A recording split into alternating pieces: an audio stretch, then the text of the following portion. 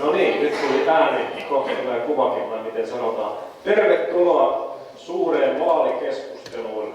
Runsaslukuisesti, kun te olette saapuneet, tervetuloa niin kuntavaaliehdokkaat, kuten myös yleisö.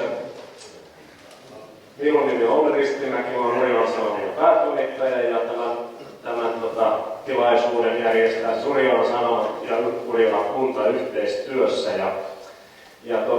Tämä nyt varmaan voi sanoa olla hyvällä syyllä tämä vaalikalusajan ehkä päätapahtuma, jossa ehdokkaat ja äänestäjät pääsee tapaamaan toisiaan näin kootusti. Ja tämä on ollut siis avoin kaikille kansalle sekä kaikille ehdokkaille.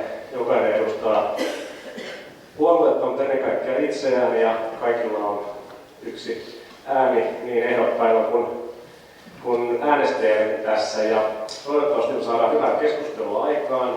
Kysymyksiä tulee yleisöstä myös ehdokkaille. Nyt on hyvä paikka kysyä ja saada laajemmin näitä mielipiteitä. Ja sitten tässä on myös jonkun verran vähän valmisteltu ajatuksia, millä voidaan näitä ehdokkaita sitä haastaa ajankohtaisista aiheista. Ja tilaisuuden alkuun niin mä pyytäisin meidän kunnanjohtaja Hannu Maijalaa käyttää myös lyhyen sanasen ajankohtaisista asioista ja ajatuksistaan nyt vaalien alusaikana ja tulevasta valtuuston kaudesta. Ole hyvä, Hannu. Kiitos sinun. En mä luultavasti iltaa. Joo, hyvää iltaa kaikille myöskin minun puolestani ja on hyvä nähdä, että näin paljon on sekä ehdokkaita että kuntalaisia paikalla. Tämän päivän Urilan Sanomissa pääkirjoitus, jonka Olli on varmaan viime töinään tehnyt, niin aika hyvin kuvasi tilannetta, missä tällä hetkellä ollaan ja mihin tämä nyt päättymässä oleva valtuustokausi on meidät tuonut. Urila on minun mielestäni paljon vahvemmassa kunnossa kuin silloin 4 vuotta sitten, kun syksyllä vuonna 2012 tässä samassa tilassa keskusteltiin kunnan tulevaisuudesta. Me ollaan tällä hetkellä paljon vahvempia ottaa vastaan niitä haasteita, joita kyllä riittää.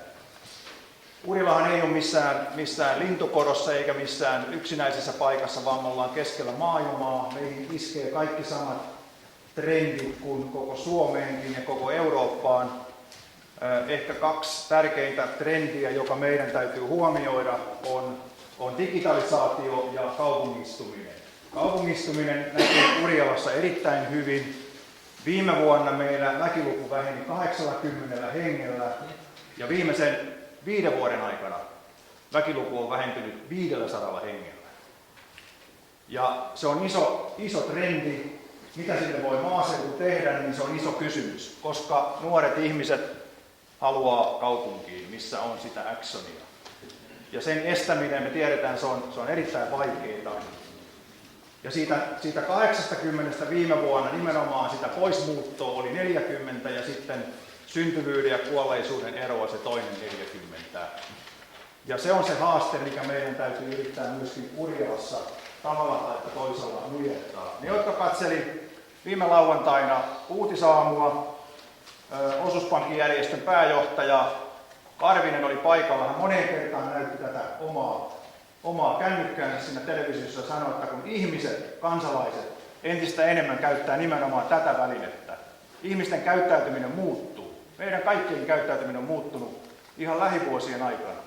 Ja se vaikuttaa siihen, mitä palveluita me käytetään, pitääkö ne palvelut olla lähellä vai kaukana, ja miten kunnan pitää reagoida tähän digitalisaatioon, joka tulee olemaan suuri asia sekä kuntalaisten että yritysten kannalta. Niiden yritysten ja kuntalaisten, jotka tänne Urialaan on sijoittunut ja sijoittuu. 2 asiaa mun mielestä, digitalisaatio ja kaupungistuminen. Ja se 3. asia, mikä tällä vaalikaudella tulee todennäköisesti meihin iskemään, on se kuuluisa sote-uudistus, joka on tällä hetkellä vasta eduskunnassa. Lakia vasta käsitellään ja todennäköisesti laki tulee vasta juhannuksena ulos eduskunnasta, todennäköisesti. Ja sehän tarkoittaa sitä, että sosiaalipalvelut ja terveyspalvelut siirtyy kunnilta uusille maakunnille vuoden 2019 alusta. Eli Urialan kunta ei enää järjestä kuntalaisillensa terveyspalveluita eikä sosiaalipalveluita.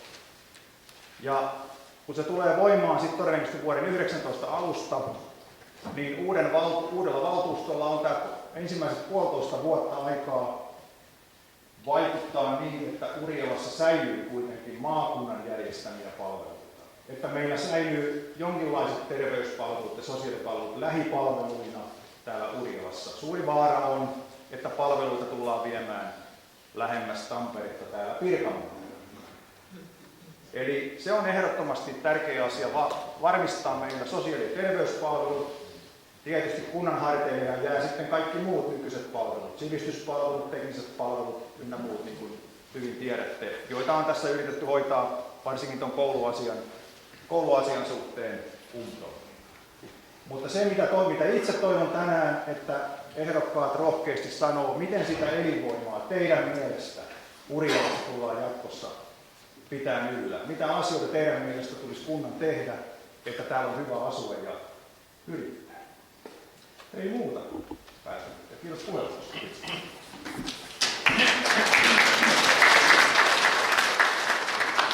Kiitoksia Hannulle näistä sanoista ja siinä varmaan tiivistyy nyt aika hyvin tosiaan seuraavan valtuustokauden haasteet, joihinka nyt sitten seuraava valtuusto valitaan. Joo, me päästään tästä hyvin alkuun. Muutama tekninen asia vielä lähinnä yleisölle. Löysitte sieltä jakkaroilta punaiset ja vihreät laput. Sieltä Tere-Matti voi siirtyä näihin tuoleihin, missä on nämä äänestyslaput. Me tässä tosiaan pieniä äänestyksiä varmaan pitkin matkaa pidetään. Saadaan vähän vertailtua sekä sitten äänestäjien ja ehdokkaiden mielipiteitä ja muutamia juttuja. Kuten sanottua, niin toivon, että yleisö tulee kysymyksiä. Annan kyllä puheenvuoroja mielelläni sopivassa kohtaa. Ja siinä on 2 vaihtoehtoa, joko käyttää kuuluvasti ääntä, niin kuin Hannu Hienosti tuossa antoi mallia, tai sitten mikrofoneja on 2 tuolla Helille ja Markilla, joita he sitten kyllä kiirettää sitten, että rohkeasti saadaan ääni kuuluvia. Ehdokkaita on myös pyytänyt mikkiä käyttäen, niin aina jää siitä kiinni, ettei kuuluisi. Ja minun mielestäni mielestäni hyvin kuuluu, mutta ei pahasti häiritse. Hyvä. Hei, lähdetään liikkeelle. Muutama heiton haluaisin heittää nyt ehdokkaille tällä täsmäheittona. Tässä mitä juttuja tuli mieleen oikeastaan tässä etukäteen, kun vähän katsoin, että minkälaiset asetelmat meillä on näissä ehdokasasetteluissa. Nythän on niin, että valtuustopaikkoja on jaossa 23, 27 sijaan. Ja ehdokkaita on tänä vuonna 50, verrattuna edellisiin vaaleihin oli 63. Näin niin suhdelmukana nyt on pikkusen parempi mahdollisuus päästä melkein joka toinen valitaan. Että siitä voi nyt laskea, että jaetaan 1, 2 ja 1 ja 2. Tai jotenkin silleen mutta samaten siellä on sitten uusia on aika paljon. Vanhoja valtuutettuja pyrkii 20 ja uusia on sitten vastaavasti tietysti jäljellä 30.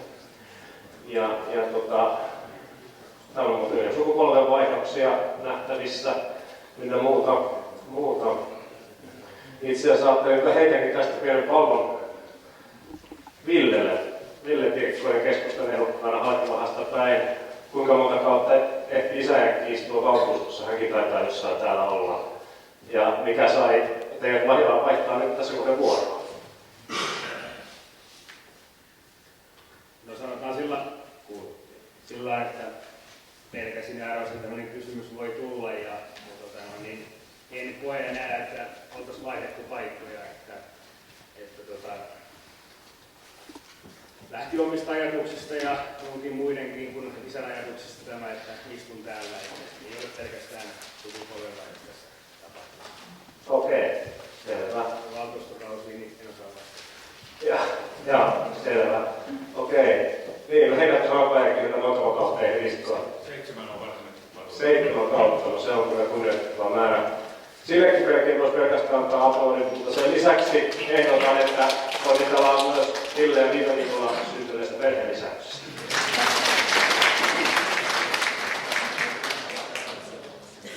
Toinen mielenkiintoinen asia, jota on vaikea ohittaa, Mikko Ristimäki keskusta. Kirjoitin lehteen, tässä ei ole kauhean montaa viikkoa, että valtuustopaikasta kulkuvat muun muassa keskustan valtuutettu Mikko Ristimäki, mutta kappas. Sama mies tai eri mies on listoilla. Mitä luulet, kuinka paljon saat ääniä ja kuinka paljon menetät sen takia, että Kaivaltias on ehkä jo niin sanotusti jäljet piirtää. Niin oikein, hyvää iltaa teille hyvät ystävät ja kiitos luottamuksestanne. Nyt kun sitten useiden teidän kuntalaisten pyynnöstä asetuin ehdolle ja yllätys tämän Anhan Mikko Ristimäen osalta oli tosiaan yllättävää, että luulin hänen olevan mukana ehdokkaana ja lähdin tähän mukaan, että saadaan tuolta syrjäkulmilta myöskin koitetaan saada tuolta syrjäkulmilta myöskin tänne edustusta kunnanvaltuustoon tai sitten myöskin muihin luottamustoimiin.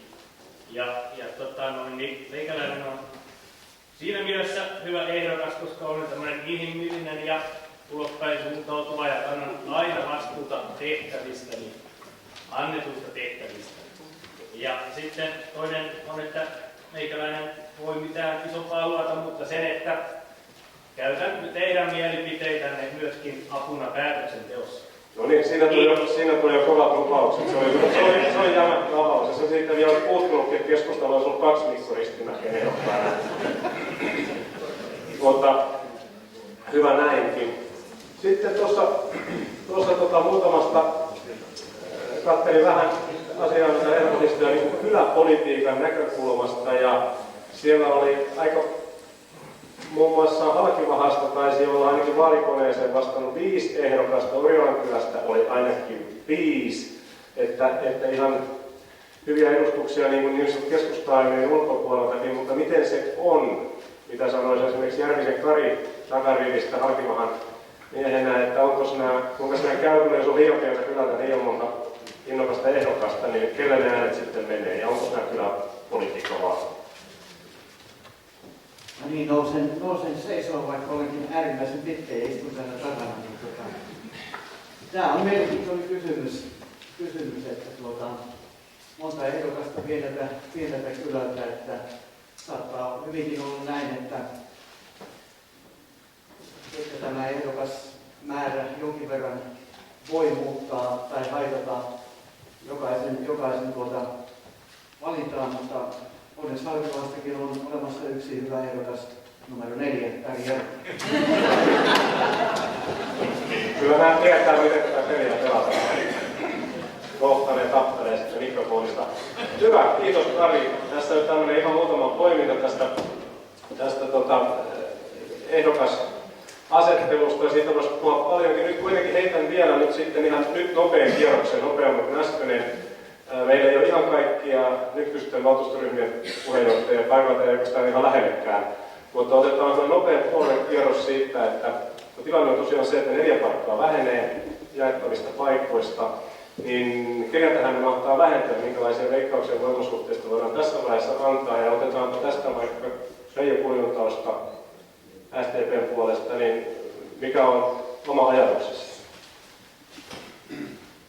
No kiitoksia. Mä en taida mikrofonia, mutta mä oon aika huono veikkailija ja tarkumaan, mutta mä sanon, että me voitamme kuitenkin SDP siis ottaa ne 3 lisäpaikkaa, mutta en kerro vielä, että kenellä lähtee pois.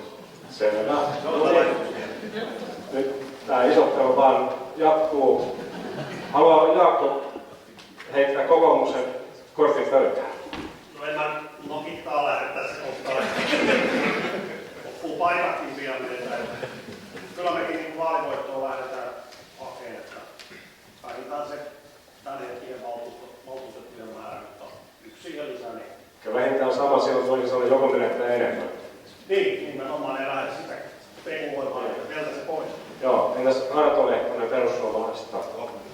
Kyllä, samoilla mennään, että sillä lailla, että voitetaan ei 6, mutta 3. 3, no siinä on realismi on mukana siinä puheenvuorossa. Okei, nyt meillä ei keskusteltu itse asiassa, katsotaan oikein, että ei täällä ole ketään istuvaa valtuutettua tällä hetkellä. Edes istuvaa valtuutettua paikalla, mutta no otetaanpa sieltä keskustan ehdokkaista vaikka Perttu Pirvo. No hyvää iltaa kaikille. Mä oon kaikkien tuntu ihminen ja haluan kaikkien asioita hoitaa Urjalassa. Mä en lähtee kuinka paikka lisää on idänä, mutta Saadaan uuden kunnan asioita yhdessä keskustelua asiasta. No niin, selvä. Okei. No niin, varovaisempia ja rohkeimpia veikkauksia. Vielä sen verran, että ehdokkaiden asetelma on, että siis 20 istuvaa valtuutettua hakee paikkaa ja 30 uutta. Ja paikkoja on siis 23. Kuinka paljon vanhoja täytyy silloin saa jäädä pois, että tulee riittävästi uusia? Haluaako joku heittää ajatuksen tästä? Pitääkö kaikki vanhat pintansa ja uudet jakaa 4 paikkaa? Asiakuska. Mä henkilökohtaisesti toivon, että mahdollisimman moni vanha jää pois, vaikka itsekin on 1 kauden siellä ollut. Mutta toisaalta toivon, että sinne tulee ajattelevia ihmisiä. Eli täytyy se periaate, että jos kaikki on samaa mieltä, eikä kukaan kyseenalaista mitään, niin silloin joku ei ajattele. Eli toisaalta toivon, että vanhoja lähtee pois, mutta tilalle pitää saada ajattelemaan. Kiitos. Okei, no niin, tämä oli sitten vähän spekulointia tästä vaalien tuloksesta. Se toki nähdään sitten muutaman viikon päästä loppuarvailu. Tiedetään, miten on äänestetty, ja tämä on tietysti jää sitten äänestäjien valtaan täysin, miten tässä käy.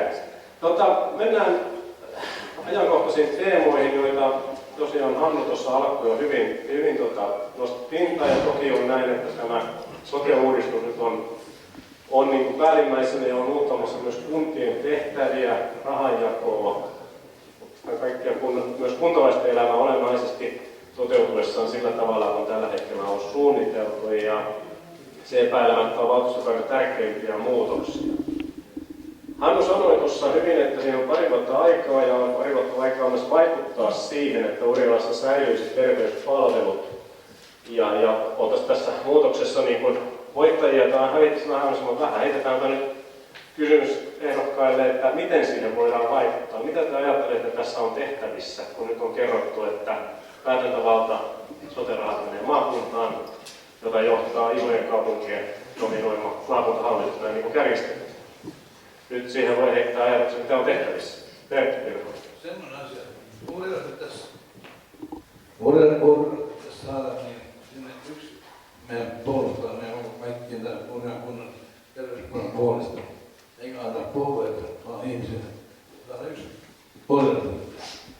Okei. Kiitos.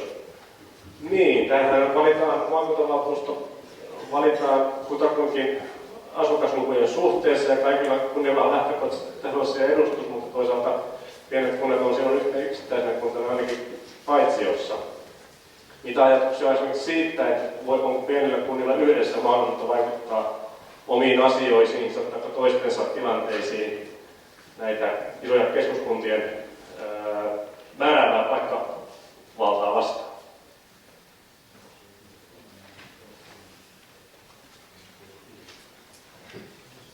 Mä heitän tänne, oliko Veli-Pekka vai Veli-Matti Kuparinen? Veli-Pekka Kuparinen keskustelu. Joo, 26. Joo, kyllä ehdottomasti kannatan sitä, että kuuluu sitä. Kyllä kuuluu jo jatkumaan. Joo, niin kannatan sitä, että siihen pyritään vaikuttamaan. Sote-uudistus on suuri muutos koko järjestelmään ja tämä Urjala on iso kunta. Ja matkat on pitkiä. Kyllä ehdottomasti kannattaa olla mukana vaikuttamassa siinä, että saadaan palvelut myös tänne Urjalaan. Ja tämmöistä kuntayhteistyötä kannattaa kehittää aina. Että riippumatta siitä, onko liitoksia, millaisia liitoksia, niin joka tapauksessa yhteistyötä kannattaa tehdä, jotta saadaan ne palvelut järjestämään myös sinne kaukaisen etäiseenkin paikkaan Urjalassa ja naapurikunnissa ja laadalla.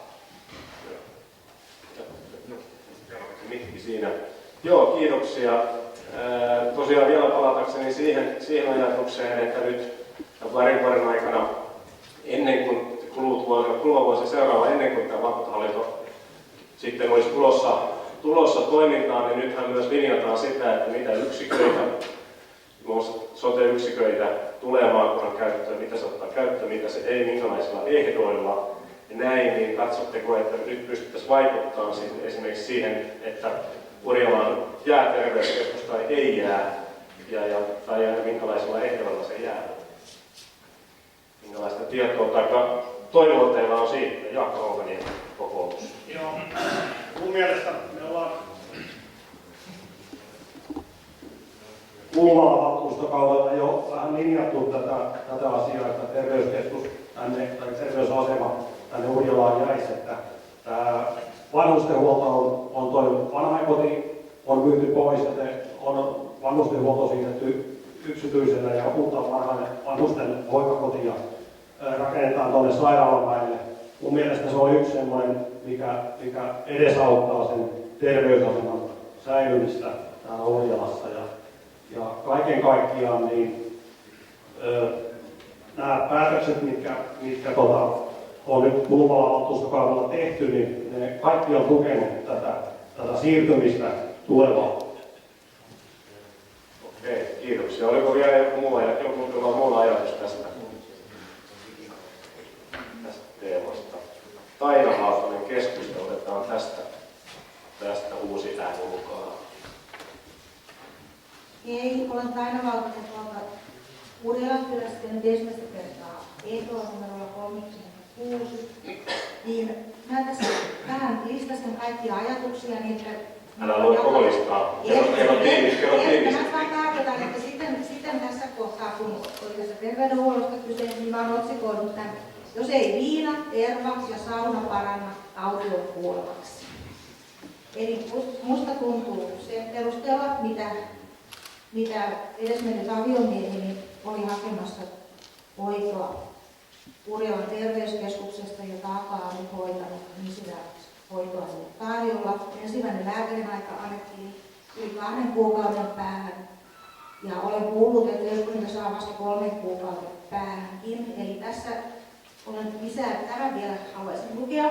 Eli tulevalla sote-lain on tarkoitus varmistaa, että Urjalassakin lääkäriin pääsee ennen ruumisauton tuloa. Se on hyvä tavoite, joo. Asialusta lyhyesti.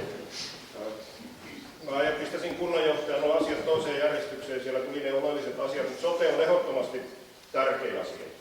Ja maakuntahallinto ja maakunta on se, joka tulee nyt mahdollisesti käyttämään kaikki ne vapautuvat rahat 60-70%. Mutta vastuu niiden rahojen käytöstä ja rahoituslähde, ne eivät kohtaa. Ja maakuntahallintoon pitää saada ihmisiä, jotka ymmärtää maaseudulla asumisen merkityksen ja tärkeyden ja mitä se tarvitsee ja mitä palveluja tarvitaan täällä. Se, että kunnat pitää varmasti kukin omia puoliaan ja yhteistyötä pitää tehdä maakuntarajan ylikin. Ja tämä voi olla haaste sitten jatkossa saada yhteistyötä ja se johtaa välttämättä kuntien palvelujen keskittämiseen ja muuhun. Tässä sotessa palvelutuottamisessa tuossa oli esillä tuo vanhustenkoti ja terveysasema. Tässä on suurena riskinä se, että kaikki menee kansainvälisille suurille yhtiöille, jolloin ehkä palvelut saadaan pidettyä ja palvelutasokin hyvänä, mutta kustannustaso nousee, kun kilpailu vähenee. Ja soteen sisällytetty tämä valinnanvapaus, se ei tule Urjalassa toteutumaan samalla tavalla kuin Tampereella. Kiitoksia. Joo, nyt heitetään yleisöön. Onko täällä ajatuksia, huolia, murheita tai toiveita tuleville valtuutetuille näissä sote-asioissa? Tai jotain kysymyksiä, mihin uskot, että heillä voisi olla vastauksia? Nyt rohkeasti vaan käyttää ylös, jos on ajatuksia.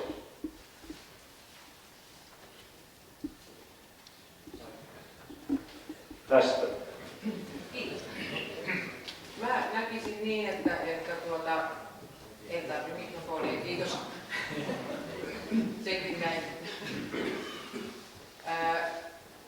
Tämänhetkinen valtuusto on tehnyt jo paljon eteenpäin tätä asiaa ja sen eteen, että niitä säilyy mahdollisimman paljon täällä niitä palveluja. Että mä toivoisin, että tuleva valtuusto jatkaa sitä hyvin aloitettua työtä, eikä ne ainakaan rupea torpedoimaan niitä päätöksiä, mitä on tehty ja miten sitä on viety eteenpäin. Koska se, että valmistaudutaan hyvissä ajoin, niin on huomattavan paljon parempi kuin se, että vaan odotellaan, että no ei nyt vielä, kun odotetaan nyt, että se sote tulee, niin katsotaan sitten.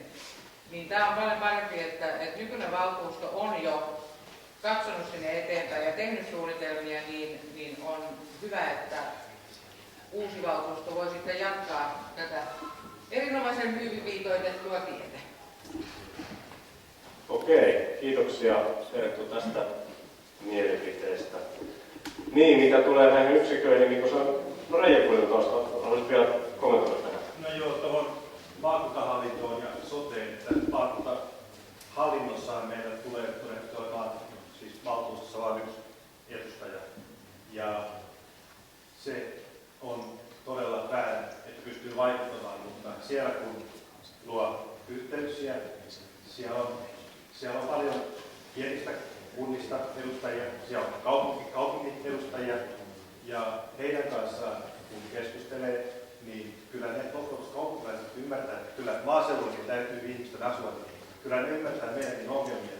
Mä olen 4 vuotta ollut maakuntavaltuuston jäsenenä ja olen rakennellut niitä yhteyksiä siihen suuntaan, että kyllä sielläkin saa yhdelläkin näillä pystyy vaikuttamaan, kun puhuu oikeassa paikassa. Kiitos. Hyvä, se oli rohkaisu sanoa. No nyt lyhyesti Arto-Lehtonen vielä. Päällä. Ei. Nyt on päällä.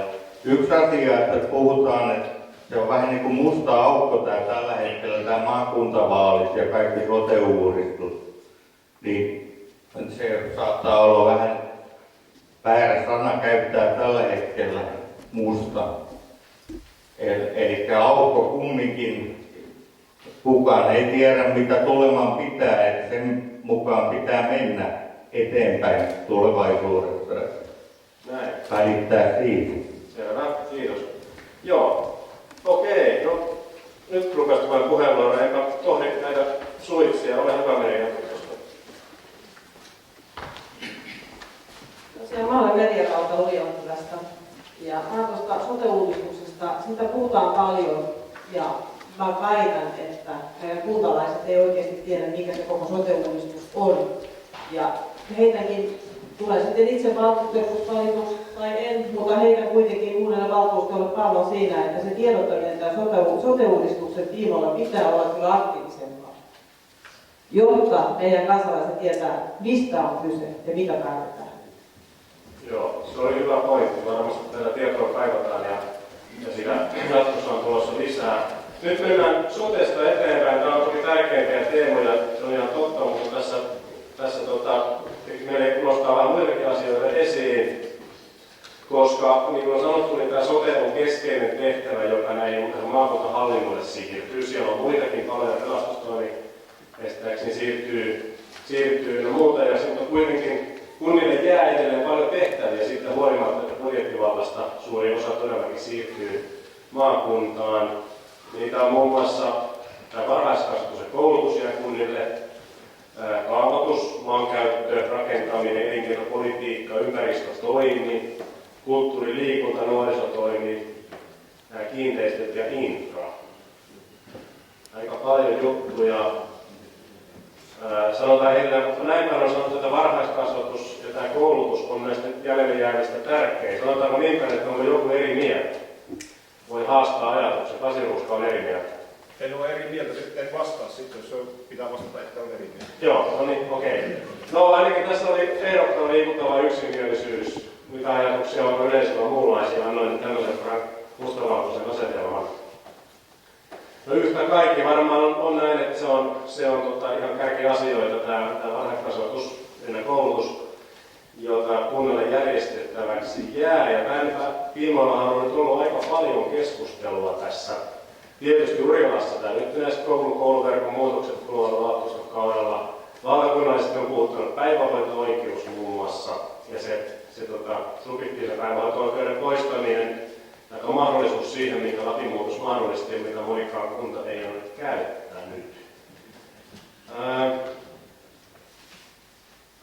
Jos tätä päivähoito-oikeudesta puhuin ja sen järjestämistä ensinnäkin, meillä oli tuossa vaalikoneessa, joka meillä pyörii Urinalaisella verkkosivuilla, tämä päivähoito, oli yksi kysymys, että pitäisi Urilassa olla ilmainen päivähoito. Ehdokkaista 47% sanoo, että ei, 51% kyllä, jos pistetään asteikko keskelle, että sanotaan, että osittain tai täysin samaa mieltä tai osittain täysin eri mieltä. Äänestäjistä isompi osa, eli 62% on sillä puolella, että ei pitäisi olla. Toisin sanoen ehdokkaat suhtautuivat positiivisemmin ajatukseen siitä, että Urjalassa olisi osin tai kokonaan ilmainen varhaiskasvatus. Mitä haluan paikallisehdokkaat haluaa tähän heittää? Nyt en tiedä, mitä kuvakin on vastannut. Kiitos aktiivisuudesta vaalikoneesta. Lähes kaikki ehdokkaat on vastannut asiakuskollisesti. Mä vastasin sinne, että päivähoito ilmaisena on hyvä houkutin. Urjala tarvitsee nuoria ja aikuisia, joilla on lapsia ja saavat perheet viihtymään täällä. On paljon muitakin ongelmia, mitä pitää ratkaista ennen kuin se toteutuu. Täällä on väkikatoa koko ajan, lapset vähenee. Meillä on hyvä koulu, meillä on hyvä pohja saada täällä ihmiset viihtymään, huolimatta siitä, että logistiset yhteydet on huonot. Ilmainen päivähoito on yksi keino monien muiden joukossa, jolla saadaan lapsiperheitä säilymään täällä. Eli siinä mielessä vastasin kyllä. Se ei ole yksiselitteinen, paljon muutakin tarvitaan, että yksistään se ei riitä. Kiitos. Sitten oli Jami Susiari vihreistä oli siellä ja Malmiina, ole hyvä. Joo, Susiari on hei. Se on itse asiassa meillä ihan vihreitten valtakunnallinen tavoite saada päivähoidon ilmaiseksi. Ja itse rinnastan sen hyvin pitkälti koulutukseen. Meillä on koulutus ilmainen ja en näe siinä juurikaan eroa, miksi päivähoito ei pitäisi olla ilmainen. Se ei välttämättä tapahdu ihan hetkessä se muutos, mutta nyt Urjalankin kannalta se houkuttaisi lapsiperheitä muuttamaan, pysymään Urjalassa. Ja olisi meille yksi kilpailuvaltti seurata muita joitakin aloittaneita kuntia tässä asiassa. Kiitoksia. Siellä oli takana pyydetään puheenvuoron Janne Suokan kokous. Kiitoksia, hyvää iltaa minunkin puolestani. Olen tosiaan ehdokas numero 20 Janne Suopää. Muistikuvani mukaan itse vaalikoneeseen vastailun osittain niin, että mielestäni Urjalan kunnassakin, jos Urjalan kunnan talous antaa myöden, sitä pitää tarkastella aina tilanteen mukaan, niin voitaisiin tosiaan lähteä kokeilemaan tällaista ilmaista päivähoitoa lapsille, koska itsekin näen, että se voisi tuoda tänne elinvoimaa tänne Urjalan kuntaan nimenomaan perusajatuksena se, että tänne saataisiin niitä lapsiperheitä, jotka niin muuttaa, mutta nimenomaan ajatuksena olisi, että sitä voitaisiin kokeilla, jos kunnan talous ottaa myötä. Ja siinä mielessä Ville Pirkkonen pääsee ja sen jälkeen. Sanotaan sillä lailla, että tällainen 2 pienen lapsen isänä, niin totta kai se kuulostaisi kivalta, että olisi ilmasta ja kaikki ilmainen kuulostaa aina kivalta ja jokainen haluaisi, että minulle olisi aina ilmaista. Mutta minä vastasin kyllä sillä lailla, että ei pidä olla ilmaista, että sitä on kumminkin tulee mukaan porrastettu maksuja siihen, että ei sitä tarvitsisi ilmaiseksi viedä ja se on niin kuin porrastettu, että jonkinnäköinen maksu tarvitsisi säilyä, koska joka tapauksessa kustannus menee jotain muuta reittiä, jos siitä tehdään ilmainen palvelu. Kiitos. Okei. Sitten oli Reijo Korjutaasto, oli vielä puheenvuoro. Ja sitten jatketaan, ole hyvä. Pidetään puheenvuoro tapakoilla, kun nyt tuntuu, että keskustelua herää, niin mahdollisimman moni pääsee. Kiitos. Subjektiivinen päivähoito-oikeus on palautettava ja olen ehdottomasti sen kannalla, että päivähoidon pitäisi olla ilmaista, että kaikki lapset olisivat tasa-arvoisia lähtökuopista asti. Ja kun me ollaan saatu peruskoulu ilmaiseksi, niin miksei myös varhaiskasvatus voisi olla ilmainen. Ja totta kai niin täytyy saada se rahoituspohjaa vähän korkeammalta, että ei kunta ole yksi, joka kaikkein tutkintamaan. Ja kysyn sen verran pienen bonuksen, että Antti Rinnehän linjasi tässä ihan hetkestä demareiden teemaksi ilmaisen päivähoidon kaikille juuri tästä syystä, kun peruskoulukin on. Ajaako kuntatasolla demarit yksipuisesti myös sama asia polvelle? Kyllä. Selvä, se oli yksi, että vastaus. Nyt myös sekoinen, sieltä oli Heillä taisi olla seuraava ja puheenvuoro, ole hyvä.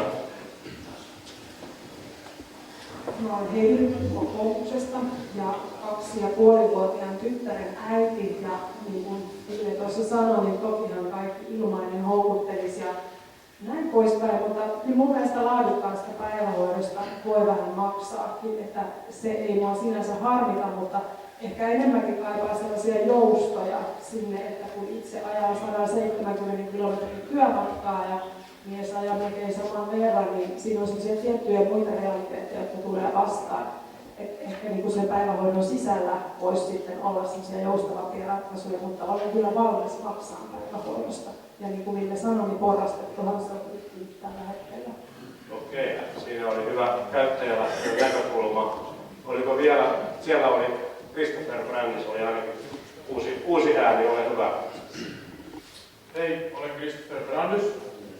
Minulle tärkeät asiat olisivat kaikille yhtäläinen saatavuus ja laatu pitäisi pitää korkealla. Ei se haittaa, jos se maksaa vähän, kunhan laatu ja saatavuus on korkeita ja sitten vasta mietitään sitä, että se olisi ilmasta.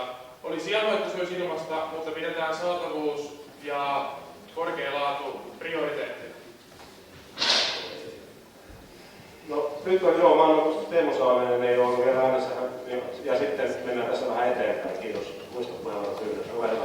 Joo, tervehdys vaan kaikille. Mä oon Teemu Salminen ja tästä varhaiskasvatuksesta oikeastaan sitä mieltä itsellä kanssa 2 pientä lasta ja on valmis niin kuin maksamaan laadukkaasta palvelusta ja mitään palveluita ei voida kehittää eteenpäin, jos ei me saada siihen kustannuksia katettua.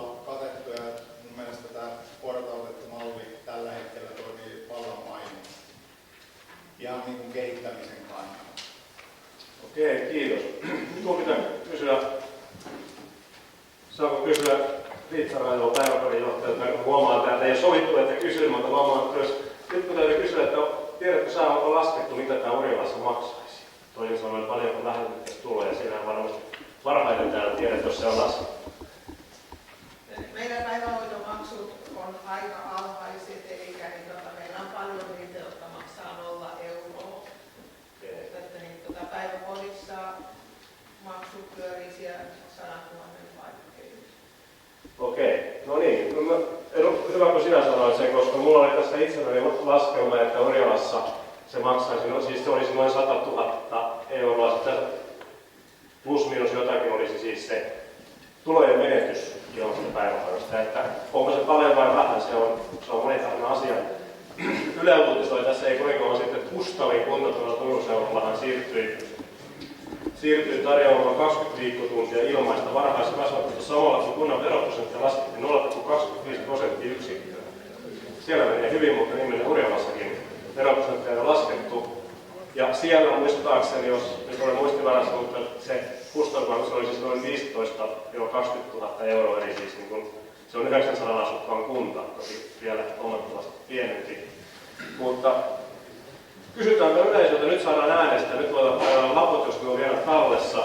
Jos otetaan ihan karkeasti mainitun, lähdetään siitä, että se on noin 100 000 euroa pois kunnan tuloista, tarjotaan ilmainen päivähoito, karkeasti vihreä kyllä, punainen ei, mitä olette mieltä?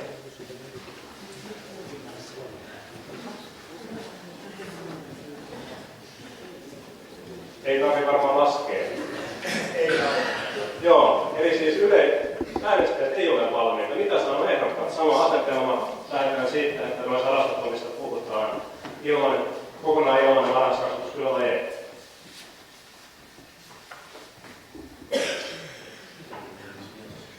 Punaiset taitaa olla voitolla. Noudattelee sinne vaalikoneen ajatuksia. Okei. Nyt Reijo halusi vielä jatkaa. Nyt napakka puheenvuoro Reijo ja Pasi Ruusunen sen jälkeen eteen. Pakko sanoa tässä, että jos yhdenkin lapsen syrjäytyminen ennaltaehkäistään tällä ilmaisella varhaiskasvatuksella, niin on todella pienestä rahasta kysymys. Ja se tulee muuten kalliin. Otti saman asian esille, eli nuorison hyväksi tehtävä työ ja se ehkäisee tulevia ongelmia, se on halpaa. Ja tätä ei voi tarkastella yksittäisenä asiana. Jos me halutaan, että täällä pysyy lapsiperheet, tämä pitää strategisesti suunnitella oikein. Siihen pitää liittää muita asioita, jotka liittyy nuoriin, lapsiin, kasvatukseen, opetukseen, koulutukseen. Ja silloin saadaan menetystä. Yksittäisellä tämmöisellä alella ei saada mitään hyötyä, kun se mennään suunnitelmallisesti ja tavoite on tietty, että me halutaan näin toimia. Niin tämä toimii, se 100 000 on todella pieni raha. Joo, kiitos. Lyhyesti 2 sanaa. Nuoriso ja päivähoito on 2 eri asiaa. Okei, sieltä tuli tarkennus.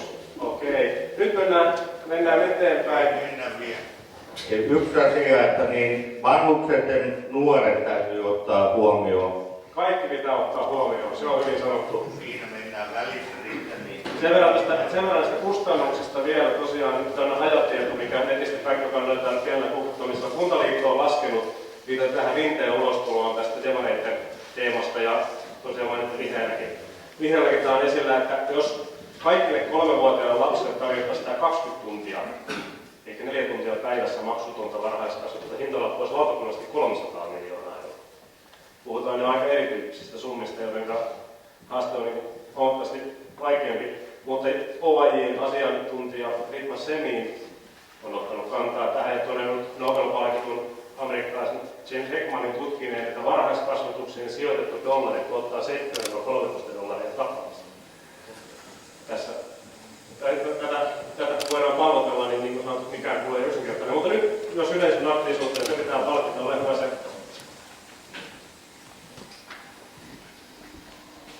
No niin, semmoinen kysymys, että Urilassahan on ollut perinteisesti paljon perhepäivähoitajia.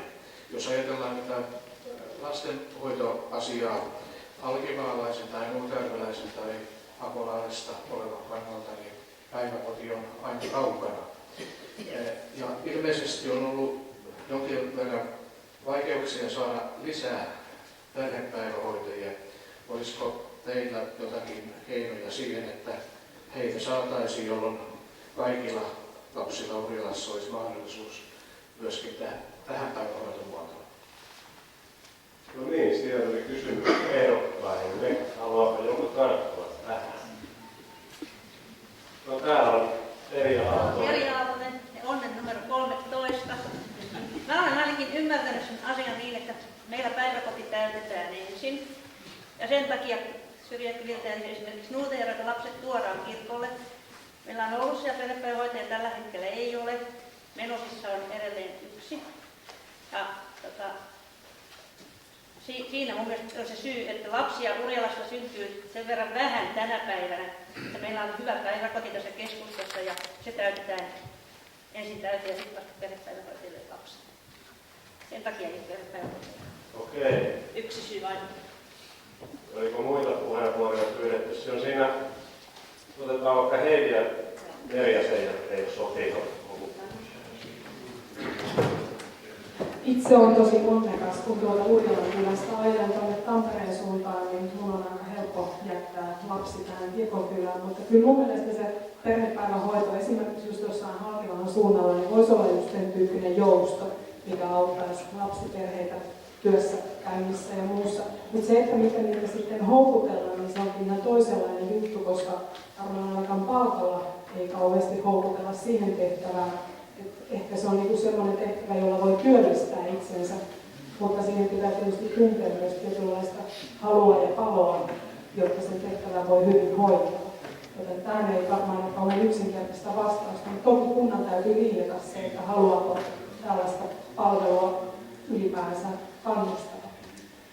Kiitos. Ja lupasin vielä Merjalle siitä vastata tähän kysymykseen. Ja mä oon ihan samalla linjalla tuon Sepon kanssa, että se hoito pitää taata siellä syrjäkylillä. Siellä pitää olla niitä perhepäivähoitajia ja niitä pitää keinolla millä hyvänsä houkutella sinne. Palkkaus se on kyllä tosiasia, mikä ei houkuttele. Niillä on kyllä niin surkea palkka, ettei ole koskaan. Mutta se, että ei me voida niin lähteä siihen, että tuolta Halkilan perhehuolta täytyy tuoda lapsi tänne Kirkonkylähän hoitoon ja sitten lähtee itse takaisinpäin ja ajaa Haamalaan suuntaan töihin. Että kohtuuttomia matkoja ei tarvitse vanhempiakaan ajaa perhepäivähoitoon. Okei, kiitos. Nyt kiitos muista puheenvuoroista, mennään eteenpäin. Tässä on vielä monta teemaa. Kiitoksia Sepolle kysymyksestä. Tässä oli tavallaan, että varhaiskasvatuksen kylkeen tuli sitten se koulutus ja koulutoimen järjestäminen toisaalta tärkeänä tehtävänä, joka kunnille jää. Ja on ollut meillä tässä pikkasen pinnalla, eli nyt on yliopisto-opisto on liittynyt kouluverkkoa vähän uusiksi ja yhteiskoulu on saatu melkein siinä mielessä tavallaan työ on tehty, mutta silti ilmeisesti pientä epävarmuutta on sekä ehdokkailla että äänestäjillä, koska kun meidän vaalikoneessa kysyttiin nykyisen kouluverkon tilanteesta, että onko se sellaisenaan pysyvästi hyvä näin, niin ehdokkaista 71% oli niin kuin sillä kannalla, että on hyvä näin, ja äänestäjistä 70%, mutta kuitenkin toiselle puolelle jäi se noin kolmannes, joka sitä mieltä, että ehkä ei kuitenkaan olisi. Ja sitten myöskin tämä aseman koulun saneeraus, joka on tässä nyt juuri myöskin pöydällä, niin kun siihen mennään, niin entistä harvempi ehdokkaista, 66%, eli tasan 2/3 on sitä mieltä, että pitäisi saneerata, mutta kolmannes on sitä mieltä, että ei. Miten se nyt sitten on? Onko se kouluverkko tällä hyvä ja pitäisikö aseman koulu saneerata kuntoon ja ajatellen, että näillä mennään hamaan tulevaisuuteen? Sieltä otetaanko Kari Järvinen vaikka nyt, joka on ollut tässä harvinaisesti, ole hyvä Kari. Joo, kiitos. Mä olen kyllä henkilökohtaisesti sitä mieltä, että valtuustohan käsitteli tätä kouluverkkoasiaa monta kertaa ja pitkäänkin, että meillä on nyt päätös siitä, että meillä on asemankoulu ja yhtenäiskoulu. Ja mun mielestäni se on tällä hetkellä hyvä ratkaisu ja sitä ei pidä tarkastella tässä hetkessä enempää. Ja ilman muuta aseman koulun osalta siellä on olemassa ongelmia, siellä on kosteusongelmia, niistä voi muodostua sisäilmaongelmia, siellä on esikoulutilat aivan surkeita, että ilman muuta siihen pitää tarttua ripeästi kiinni asemakoulun remonttiin. Selvä, kiitos. Veli-Pekka Parinen oli siellä, taisi olla ensimmäisenä. Joo, kyllä, Lape-Pekkainen. Joo, ehdottomasti kannatan sitä korjausta, koska tarvitaan koulutukseen tiloja ja olisi tosi mukavaa, jos sinne saataisiin muutakin toimintaa, vaikka esimerkiksi kesäaikana ammatillisia koulutuskursseja tai jotain, joka liittyy yrityksiin ja taideharrastuksiin ja tällaiseen. Eli ehdottomasti kannatan kuntoon vaan ja käyttöön. Okei, kiitos. Oliko vielä? No, Christopher, jos käytät lyhyen puheenvuoron tässä vielä tähän aineeseen. Hei, minun mielestäni pitäisi korjauttaa mahdollisimman nopeasti, että voidaan olla varmoja, että ongelmat saadaan korjattua mahdollisimman nopeasti, koska mitä kauemmin odotetaan, niin se pahemmaksi ne menee.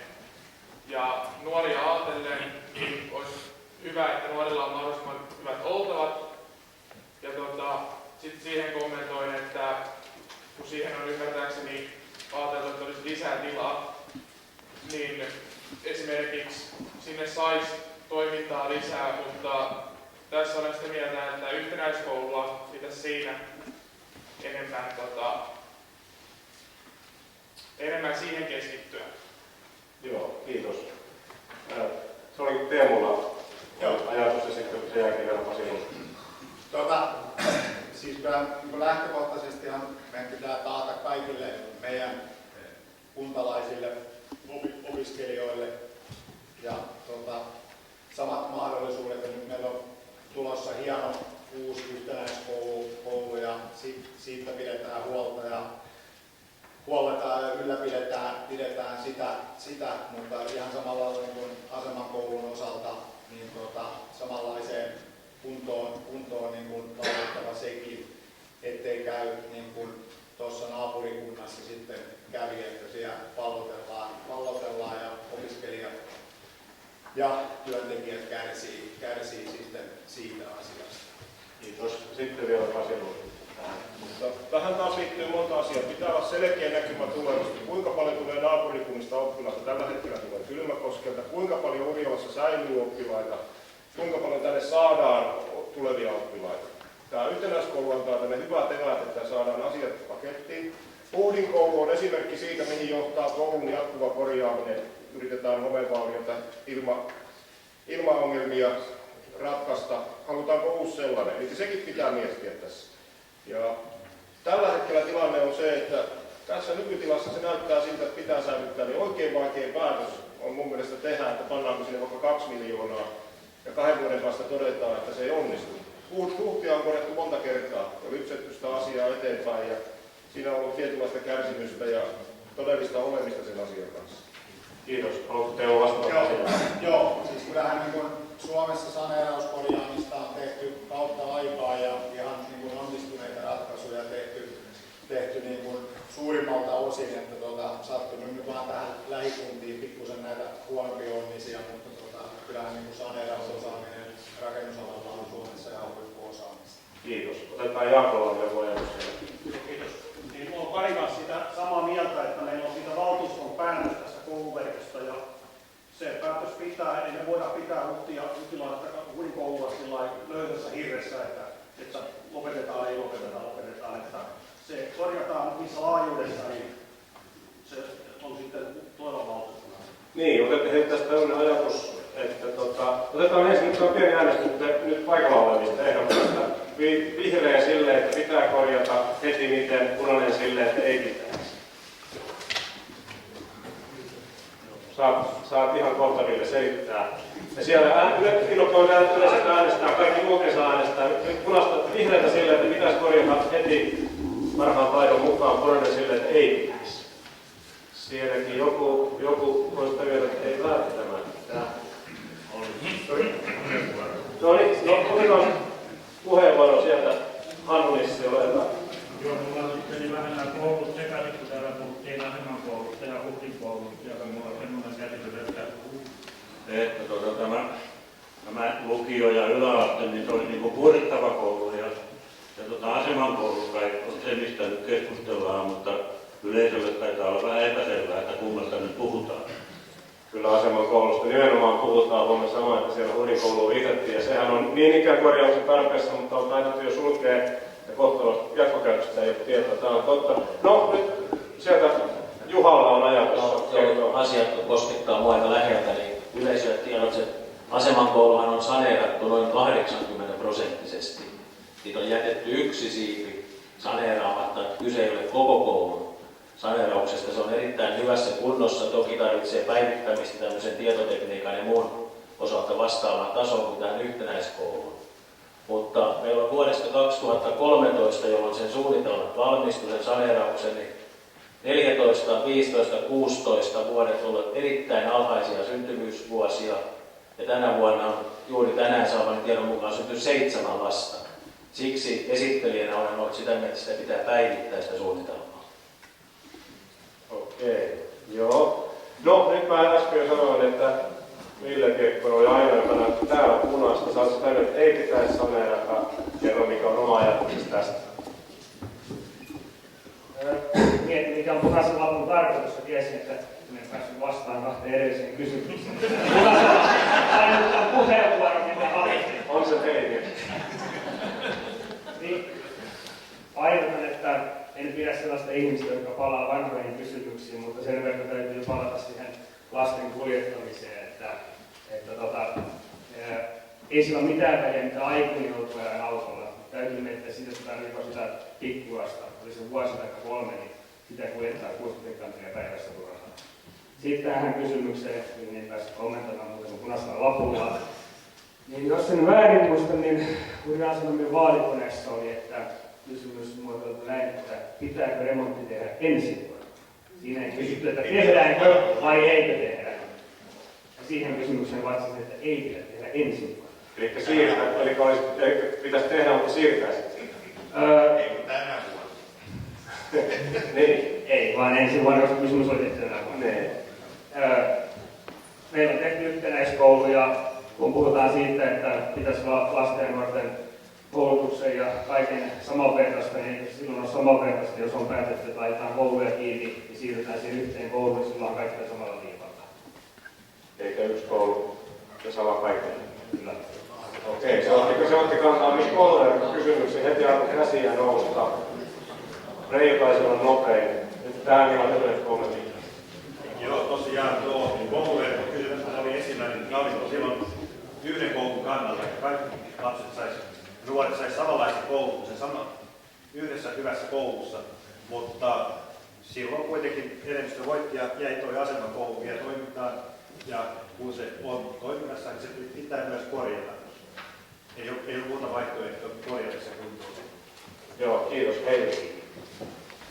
Mä oikeastaan kommentoin Villelle vaan siihen, että kyllä sillä itse asiassa on vähän väliä, kuinka paljon aikuinen ajaa autoa, kun se pieni lapsi odottaa sen ajan siellä hoidossa, kun se aikuinen ajaa sitä autoa. Avasin vain muille vähän enemmän. Joo. Okei, no nyt sitten arvoisesti on. Yksi asia, että tehtävä on Uhrin koululle jotain kumminkin. Niin siis myös Uhrin koululle? Niin, tänä vuonna. Aseman koululle. No niin, okei. Uhrin koulullekin on jotain tehtävää, kyllä siinäkin oikeassa on, mutta katsotaan sitä sen jälkeen.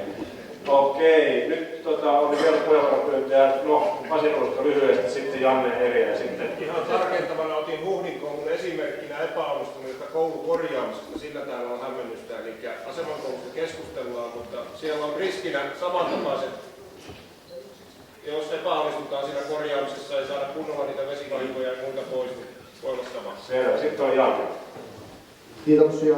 Tosiaan sen verran itsekin olin aikoinani myöskin sen yhden koulun kannalla, kun koulupäätöksiä tehtiin. Ja tosiaan valtuusto päätti siten, että 2 koulua tosiaan jätetään ja se pitää yllä, koska näin valtuusto on päättänyt ja sitä pitää tehdä määrätyt remontit.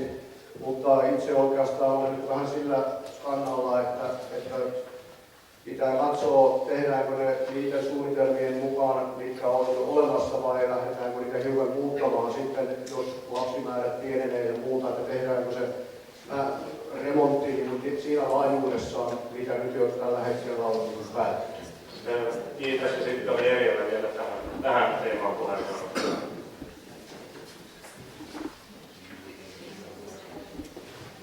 Itse olen tällä hetkellä sivistyslautakunnan puheenjohtaja. Me ollaan paljon käsitelty näitä asioita.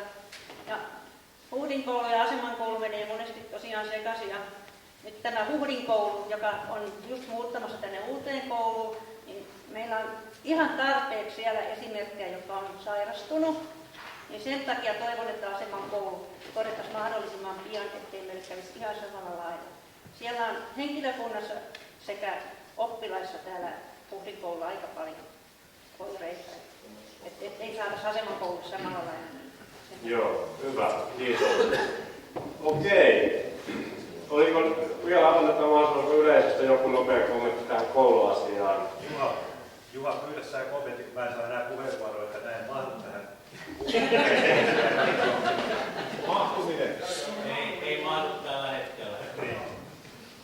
Meillä on tulossa nyt noin 20 lasta Kylmäkoskelta tähän yleisöön. Okei. Eikä tule mahtuu seuraavaan 10 tai 20. Riippuu siitä, mitä väestökehissä on. Ei. Teemu lupasi, että ei tule mahtumaan. No niin, mennään eteenpäin. Eli tämä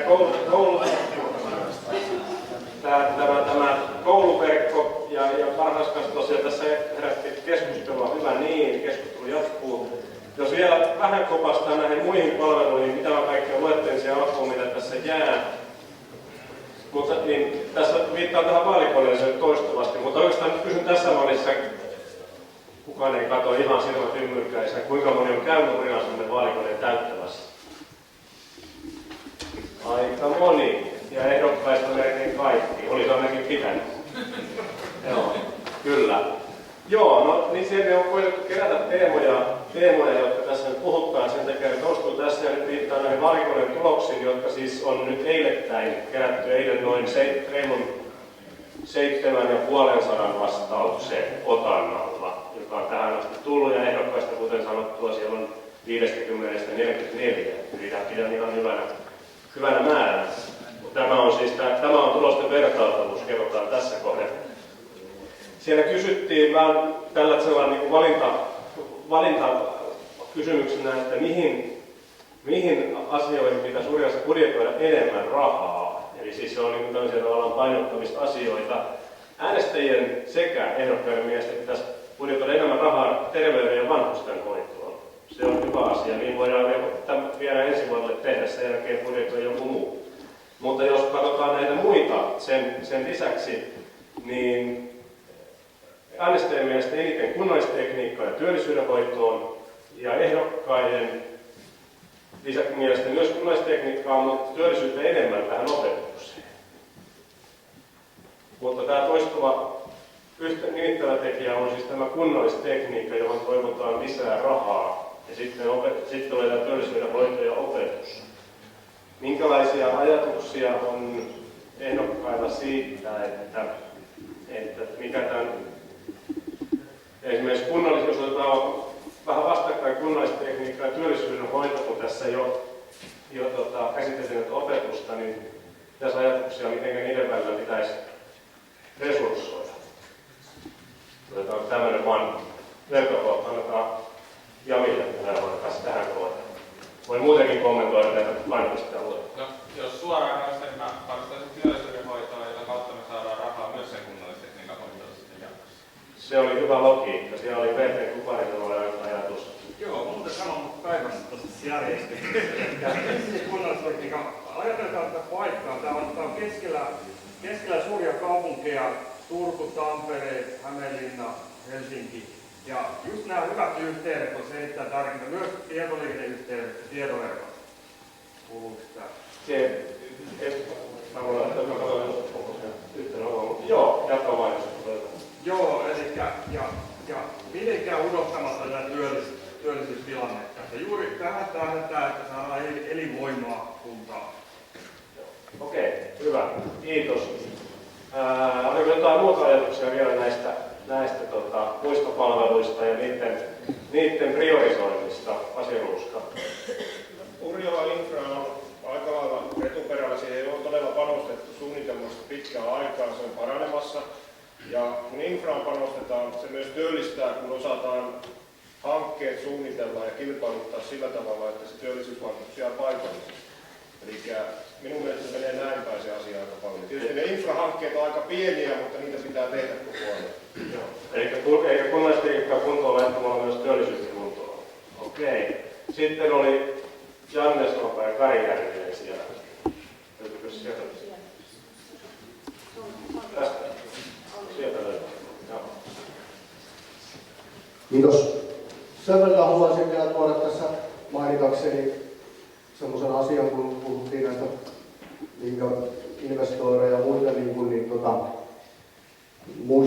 muistui mieleeni tuossa sellainen, että Urilan kokoomuksen valtuustoryhmähän teki tässä noin viime vuonna valtuustoaloitteen tästä vanhuspalveluihin liittyvästä rahasta, ja nythän Urilan kunta on sitten varannut muistaakseni tälle vuodelle 8 000 € sitten vanhusten palveluihin, eli työllistetään nuoria henkilöitä vanhuspalvelun auttaan nyt todennäköisyydellä kesällä.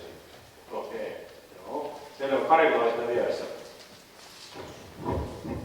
No niin, ihan sen verran vaan vielä tästä kunnallistekniikasta, infrasta, mistä oli puhettakin, että se on kyllä valitettavasti erinomaisen huonolla tolalla Urjalassa, että siihen tulee tulevan valtuuston kyllä ihan oikeasti kaksinkertaisesti varata määrärahoja, että ottamatta kantaa mihinkään muuhun palveluun, mutta siinä on kyllä sellainen aikapommi, joka tulee jyskyttää, että oikeasti siihen pitää vakavasti suhtautua. Joo, Veijola oli tässä. Joo, mä uskon edelleen, että mä vielä hetken aikaa puhumaan ääneen. Tosiaan mehän ollaan määrärahoja myönnetty infran korjaamiseen, mutta se toteutus hiukan ontuu, että sitä täytyy myös paimentaa, että toteutus pysyy mukana. Oliko niin, että parhaillaan on Haussi tekninen työjohtaja kunnan palvelukseen, jonka yhtenä painopistealueena olisi nimenomaan tämän infran saneerausta suunnittelulla, olen oikein ymmärtänyt, että asian etenemässä myös sillä saa resurssointia ollaan tekemässä siis henkilöresurssoinnissa. Pasi vielä lyhyesti tähän. Infra on myös turvallisuus- ja viihtysyyskysymys. Kun me halutaan, että täällä viihdytään ja täällä on turvallista, otetaan nyt vesihuolto, niin ne on ehdottomasti tärkeitä juttuja ja vaikuttaa siihen, kuinka täällä ollaan, millainen maine ja imago tulee tämän infran suhteen. Joo, kiitos. No tässä oikeastaan tähän liittyen tässä palveluosiossa, tässä valikoneessa, niin heitettiin myös ajatusta tästä yksityistämisestä ja siitä, että voitaisiko jotain palveluja yksityistää, kun mietitään näitä kunnan kunnille tehtävien hoitamista, vai pitäisikö kunnan tehdä kaikki itse. Tämä oli siis nyt tietysti siinä vaiheessa pöydällä, kun nyt tätä vanhustenhoitoratkaisuja tehtiin, jakoi siellä vesiä, mutta nyt vanhustenhuoltohan on jatkossa kokonaan yksityisellä käsissä Urjalassa. Ja vaan näistä tuloksista, mitä siitä oli tosiaan tällä vertailla pohjan ehdokkaista, 51% oli sitä mieltä, että ei pitäisi yksityistää mitään enää enempää tämän jälkeen. Sitten siellä kyllä puolella oli sitten 39 väliä ja muutamia keskitien kulkijoita. Ja sitten kun kysyttiin sitä, että mitä pitäisi yksityistä, jos yksityistäisi, niin kiinteistöjen hoito, keskuskeittiö on suurimmiksi. Äänestäjistä vielä useampi, 59% olisi tiedä, että ei pitäisi yksityistää mitään, mutta jos jotain, ja ne, jotka ovat sillä tavalla yksityistäisi, niin ikään kiinteistöjen hoito, keskuskeittiö on suurimmat. Kommentteja Teemu Salminen. Joo, kiinteistöpuolelta oikeastaan niin kun varmasti olisi syytä tarkastella, ja se on oikeastaan, tuossa muutamia muutakin on, mutta oikeastaan ainoita semmoisia, mitä palveluita me pystyttäisiin pitämään täällä omassa kylässä. Täällä on aika paljon pieniä toimijoita, jotka pystyisivät niin kun pitämään esimerkiksi näistä kiinteistöistä huolta, eikä niitä tarvitse siirtää niin suurille kiinteistöhoitofirmoille. Silloin palvelut ja muut säilyisi meidän omassa kunnassa ja sitä kautta palveluna meille kaikille. Selvä, kiitos. Muita puheenvuoroja siellä oli säännöt vaan vihreätä valoa, Reijo pidä punastansa pakanalla. Anteeksi, siellä oli muita, siellä oli otetaan Ville, Jami ja Jaakko. Siinä järjestyksessä Villestä.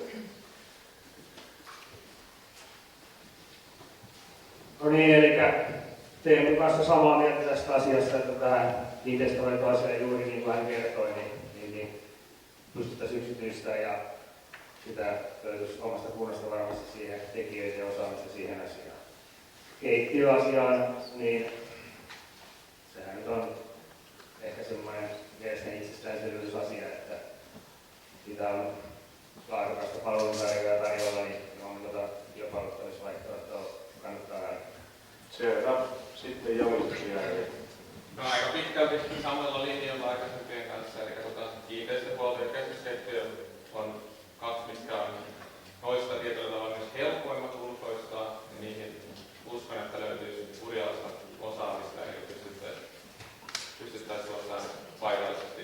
Se ulkoistus kuitenkin, yksityistäminen täytyy tehdä hyvin, eli se asia voi myös epäonnistua.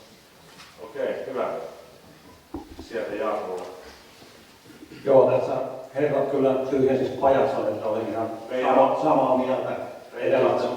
Joo, mutta ihan samaa mieltä kuin Jami, että kaikki täytyy tarkkaan harkita, että ei yksityistäminen ole itsestään mikään itse tarkoitus, että se voi mennä myöskin pieleen. Okei. Reijo ei malta ottaa vuorossa kampusta kaiken alas. Pakko on korjata juontelijan puheita, kun sanoit, että vanhustenhuolto on yksityistetty jo, kun Attendo tulee mukaan remmiin, mutta onhan meillä kotihoidon yksikkö, ja se kotihoitohan on just kaikista tärkeintä työtä. Ja mun mielestä siihen täytyy panostaa entistä enemmän, että vanhuksia huoletaan sitten kotiin, että pystyy mahdollisimman pitkään asumiseen. Ja se laitoksessa oloaika jää mahdollisimman lyhyeksi. Ja nyt kodissa. Ei. Sait kannatusta. Oliko tästä yksityistämisestä, muiden palvelujen yksityistämisestä, haluatko kommentoida siihen? Punasta. Siinä tärkeänä. Okei. Heitetään myös pallo yleisölle. Kerroin juuri, että sekä ehdokkailla otetaan siellä ruvettiin aivan innokkaasti äänestämään, mutta olette innokkaasti äänestää. Se on hyvä asia. No, yksityistämiseen otetaan ihan tämmöinen periaatteellinen kysymys. Kunnan nykyisten palvelujen yksityistäminen, kyllä vai ei?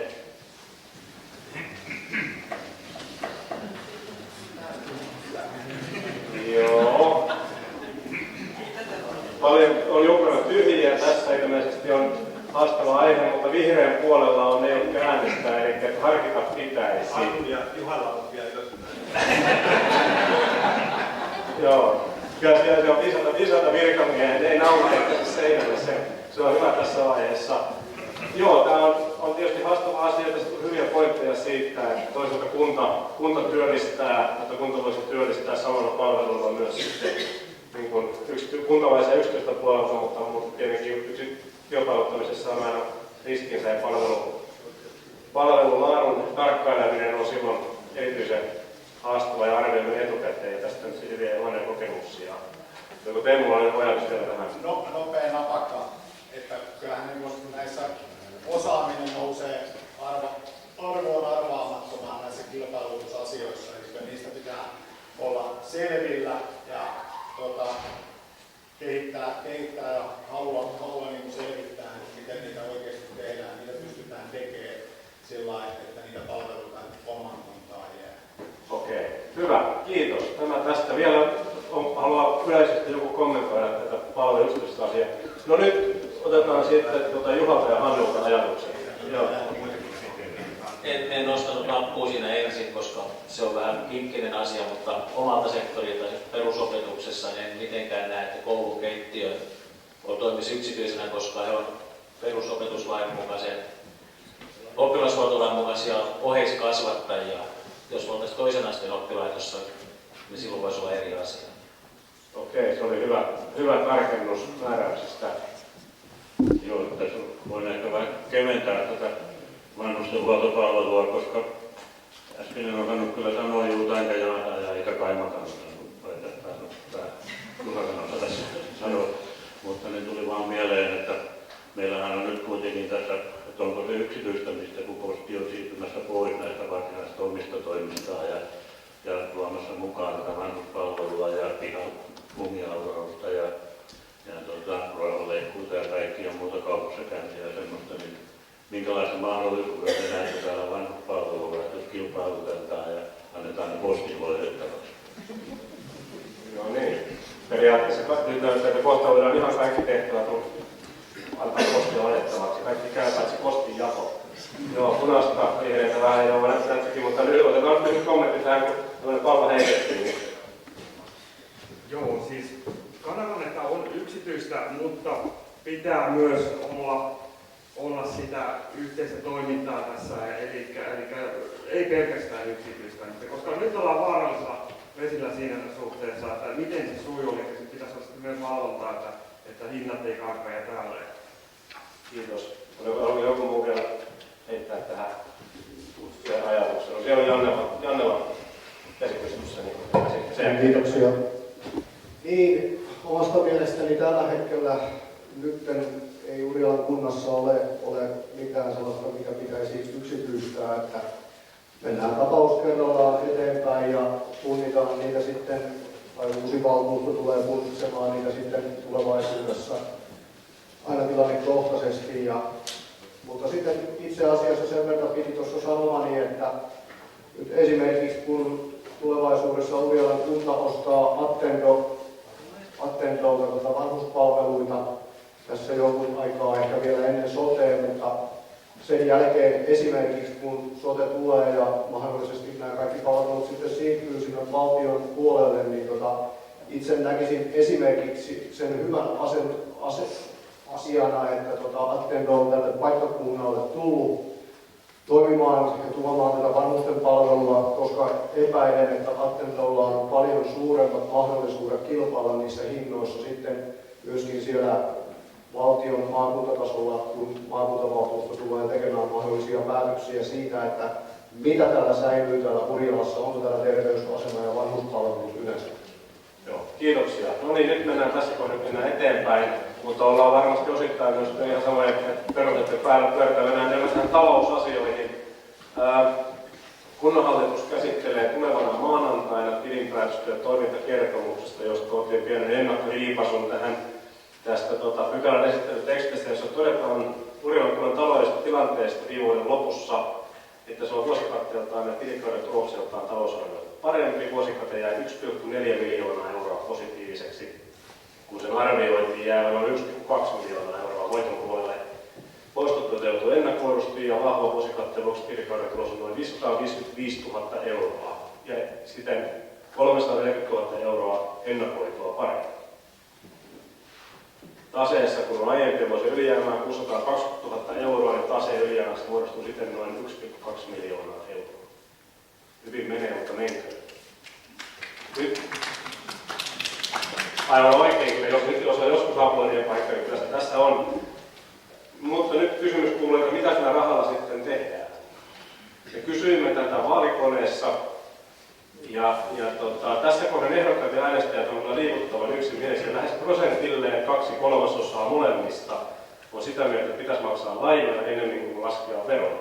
Mutta mitä teki istuva valtuusto? No laski veroja.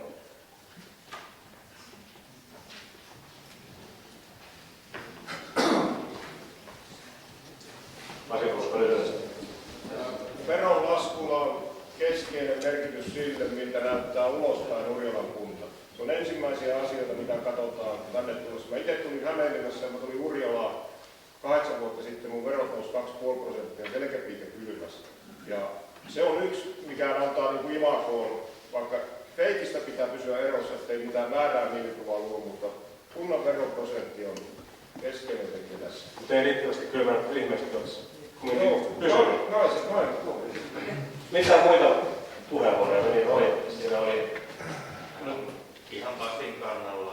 Selvä, sen kuittasit samoilla sanoilla. No sitten oli Kari ja Jaakko. Molemmat istuvia valtuutettu, joka syytä selittää. Ihan sanon vaan näin, että silloin kun tehtiin tätä veroprosentin alennusta, niin meillä ei ollut vielä tietoa tästä tilinpäätöksen puolesta. Okei. Selitys sekin. Sitten Jaakko. Joo, kyllä mun mielestä, jos siihen niin rahat antaa myöten, niin se pitää se raha sinne veroärin laskuun tai veroprosentin laskuun. Se kuitenkin luo sitä ostovoimaa sinne kuntaan ja luo kasvua. Ja se on kuitenkin aika merkittävä summa, se 0,5 prosentin lasku, että se luo kuntalaisissa lisää ostovoimaa. Okei, sieltä taisi olla Jannella ja sitten Heisellä. Kiitoksia. Tosiaan olemme aika lailla sillä hyvin tietoinen siitä, että Urjalan kunta maksaa kyllä näitä lainojansakin pikkuhiljaa pois ja muuta. Ja itse asiassa olisinkin tässä nyt ehkä esittänyt kysymyksen yleisölle, että onko teillä niin jotain siitä vastaan, että laskemme veroja? Punaisella saa olla vastaan. Ei missään tapauksessa. Ei ketään nouse. Joo. Niin, Heidillä oli mukana puheenvuorolla. Hyvä. Tässä kun kuuntelee tuota tulosta, niin tulee mieleen, että pitäisikö sitten kuitenkin huipulta lopettaa, että voidaanko päästä tämmöiseen tilanteeseen enää, mutta mun mielestä tuo verokysymys ei ole ihan noin yksinkertainen, että nyt mun mielestä oli hyvä hetki alentaa veroprosenttia ja se antoi juuri sellaisen signaalin, mitä Pasikin tuossa sanoi, mutta toki se lainatarkka meillä siellä on ja sitten sen asemankoulun saneerauksen myötä sitä lainaa tulee lisää. Ja toki meidän pitää meidän palvelut kunnossa. Pitää niin sellaista jatkuvaa tarkkailua varmasti on. Hyvin vaikea sanoa, että aina alennetaan veroprosenttia tai ei ikinä. Kiitos. Oliko Villellä vielä ajatus? Lyhyesti summa summarum. Jokainen haluaa jotain ilmaista itsellensä, päivähoitoa ja haluaa laskea veroja. Täytyy miettiä asiaa myös siltä kannalta, että tehdään näistä saneerausta tai mitä tahansa, niin ne, jotka haluaa saneerata ja rakentaa, oli se asia mikä tahansa, niin kuinka me siinä kohtaa äänestää, että halutaan nostaa myös veroja samalla. Ristiriitainen asia. Okei, kiitoksia. Nythän en sinänsä moittinut valtuustoa siitä, että veroääri on laskettu. Jos muistatte, niin äänin 16-11 päätettiin laskea 0,5% veroääriä tälle vuodelle. Ja nyt en malta antaa tuon Simo Vehmaan istua mukaan luimistella täällä takapenkissä. Hän oli se, joka teki esityksen siitä, että veroja ei lasketa, niin nyt saat Simo perustella uudestaan. Hävisit äänestyksen. No, täytyy sitä sanoa, mutta kyllä mä olen itse sitä mieltä, että vero on ihan turha laskea. Että kyllä mä olen ihan toisella linjalla tässä asiassa. Että mun mielestäni on hyvin lyhytnäköistä ja hyvin lyhytjänteistä se verolasku. Kyllä se pitkä se juoksu kuitenkin ne ne verot on aika olla ylös nousussa kuitenkin, että en oikein usko, että se pitkässä juoksussa tämä asia kovin pitkälle kantaa. Pelkäätkö, että joudutaan pikapuoliin nostamaan uudestaan? Kyllä mä luulen, että näin tulee tapahtumaan. No niin, täältä on nyt ennustus. No nyt kun on paljastettu seuraavaksi tuonne eteenpäin, meidän edelleen yrittää täällä päästä vähemmän. No niin, kiitoksia. Simo Lähtö.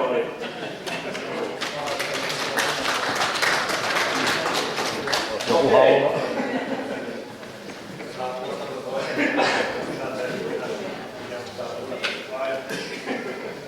No niin, hyvä. Ehdokasjoukko vahvistuu. Joo, okei, eli tosiaan, siis nythän veroja laskettiin tälle vuodelle ja tulos oli huikein hyvä, siitä kiitos kelle se kuuluu. Mutta toki jo aikaisemmin on todettu, että tälle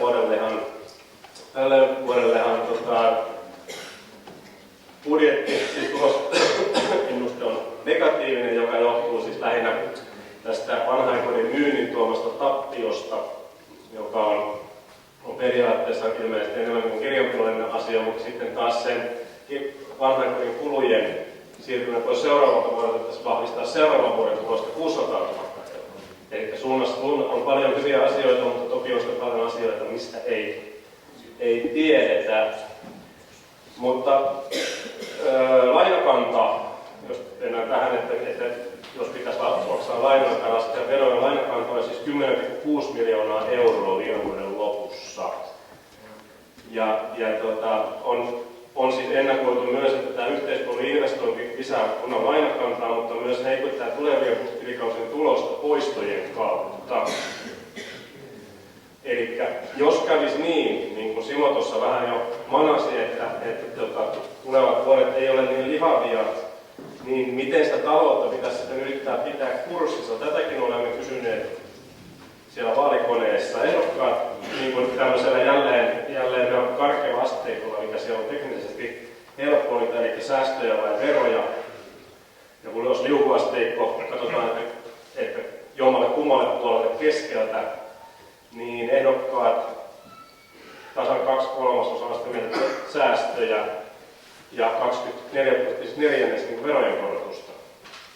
Ei niin yllättäen äänestäjistä 74%, 3/4 on sitä säästöjä ja 1/4 on niin kuin, että veroja voitaisiin nostaa, jos rahaa tarvitaan. Okei, ehkä kysytään sitä, että kumpaa säästöjä ja veroja, mutta kysytään sitä, että jos kerran säästää pitää ja tekin olette keskimäärin enemmän sitä mieltä, niin mistä vielä sitten voidaan säästää? Mistä sitten kiristetään, jos sitä rahaa tarvitaankin lisää, mutta veroja ei enää niin edes nostaa, että just on laskettu. Sote-vien säästömahdollisuudessa 70%. On selvä. Siellä olisi ollut mahdollisuus tehdä sitä työtä. Se tehdään nyt kertalinttuuna ainakin näennäisesti kuntoon. Ja se, että tämä valtuusto on tehnyt oikeita asioita, sille taputus, mutta pitää muistaa, että pari edellistä on saattanut tämän kunnan tähän tilaan. Eli helppo on korjata asia, jos on ollut retuperällä 6-8 vuotta. Eli pitää se muistaa. Kehut pitää ottaa vastaan, mutta sama porukka on vetänyt sitä alaspäin ja kuntalaisten asemaa huonontanut koko näiden verojen muodossa. Ja säästöt tehdään suunnitelmallisella, tehokkaalla työllä. Ja siinä on Urjalassa paljon tekemistä. Siis säästöjen vuoksi ei kannata tehdä. Hommat pitää tehdä paremmin, nopeammin, tehokkaammin. Niin se on säästö. Okei, kiitos. Onko jollain enemmän konkretiaa mahdollisesti? Arto? No, säästöjä, jos on mahdollista, mutta niin sitten jos pakko, niin veroja nostaa sitten, ei sillä mahda mitään. Okay. Jos löytyy säästöjä, epäilen, että ei niitä kauheasti löydy enää. Okei, täältä löytyy se veroja kannattaa, täytyy muistaa, että heitäkin oli tässä tuloksessa aivan oikein. No sitten oli siellä puheenvuoro, otetaan sieltä mikki sieltä. Mun mielestä toi vaalikoneiden kysymys oli enemmänkin vain sellainen periaatteellinen, että tuntuu vähän vaikealta vastata, että veroilla hoidettaisiin taloutta ylipäänsä, vaikka silläkin toki on merkitystä. Että kyllä enemmän kuin puhuisin säästämisestä, niin puhuisin uudenlaisten toimintamallien hakemisesta. Ja sitähän me ollaan tehty ja se työ jatkuu, se on ihan selvää, että tämä maailma muuttuu ihan koko ajan. Jos 5 vuodessa meidän väkiluku on vähentynyt noin valtavasti, niin kuin Hannu sanoi, niin se tarkoittaa, että meidän pitää koko ajan olla hereillä ja reagoida siihen, että tälle porukalle, joka täällä on, niin on tarpeelliset palvelut ja miten ne tuotetaan. Okei, kiitos. Sitten vielä pari kommenttia. Otetaan tästä jatkoon ja sitten Taina Valtonen lopuksi tähän. Joo, kuntaan tehdään tulo- ja menoarvio joka vuosi. Siinä listataan paljon on menoja ja mitä on tuloja. Jos ei tulot riitä, niin sitten pitää korottaa. Mutta niin kuin edellä kaudella tehtiin, niin oltiin rohkeita ja vaikka Simo tuossa nyt änkyröi vastaan, niin kyllä se ihan oikea päätös oli, että oli rohkeutta myöskin laskea veroja. Okei, kiitos. Sitten oli tässä kello hyvä.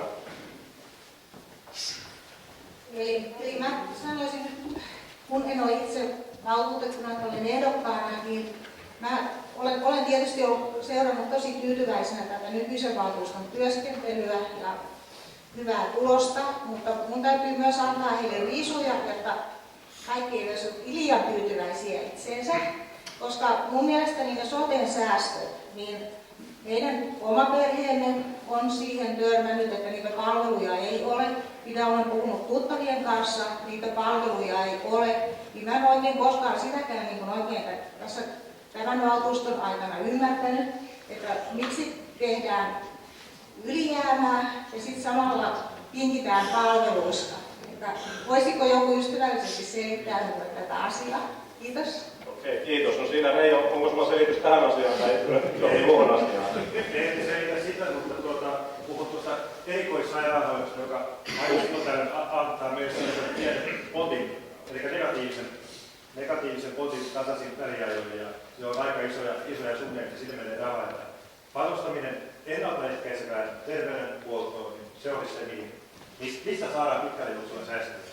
Kiitos ehdokkaille. Nyt tässä aika rientää. Annan tässä teemassa kuitenkin heitä vielä palloa yleisöön. Onko täällä ajatuksia? Nyt täällä oli vähän tämmöistä, ehkä sanoin ympäripyöreitä, onko täällä kovaa konkretiaa?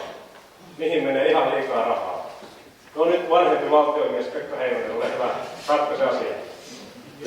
On mielenkiintoista olla kuulla teitä ja teidän näkemyksiä.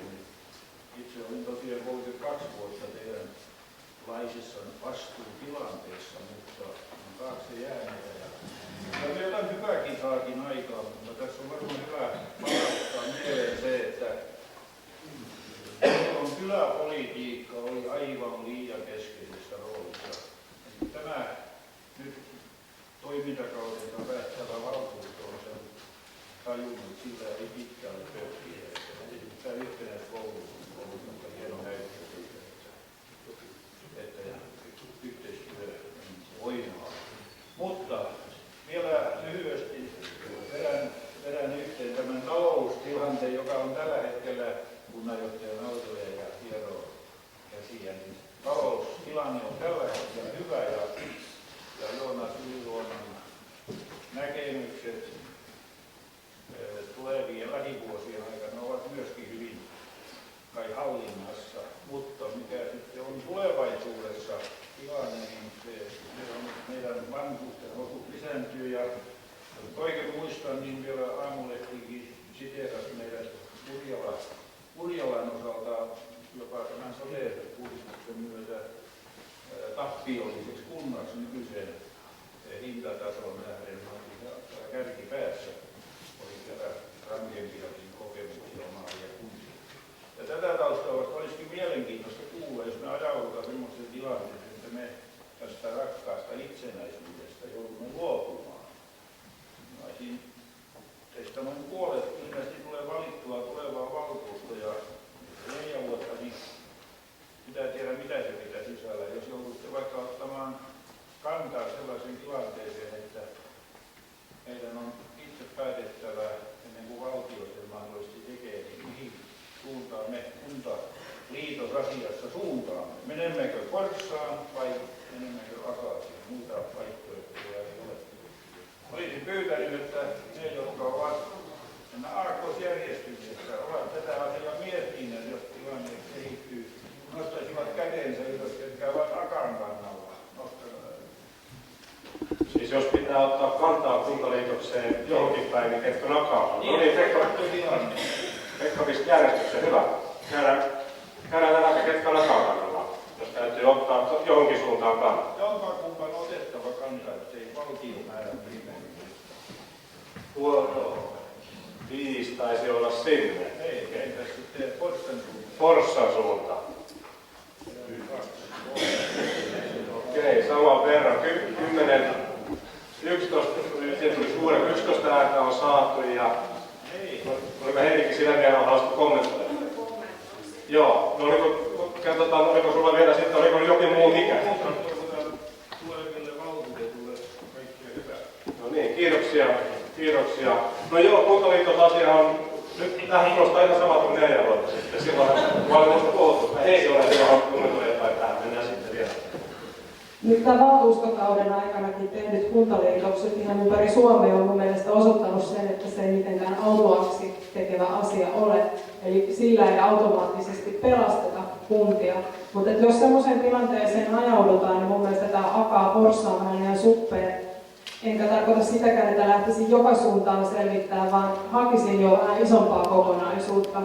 Liityttäisikö Tampereeseen tai johonkin muun isompaan kokonaisuuteen.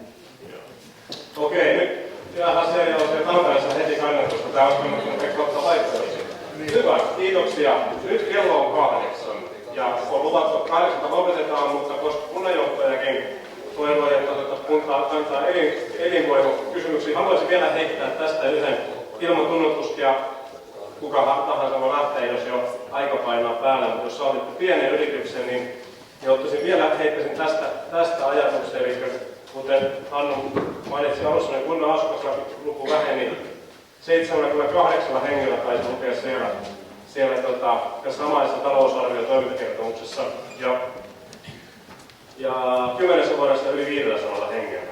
Eli tämä asukaskato on niin kova tahti ja kysyimme vaalikoneessa tätäkin ja ehdokkaat ylivoimaisesti eniten valitsi 4 annetusta vaihtoehdosta, oliko siinä 5, että asukkaita houkuteltaisiin ja yrityksiä tukemalla, siis asukaslukua kehittämään. Muut vaihtoehdot oli tonttien luovuttaminen ilmaiseksi tai nimellisen hinnalla vauvarahan maksaminen ja verotuksen alentaminen.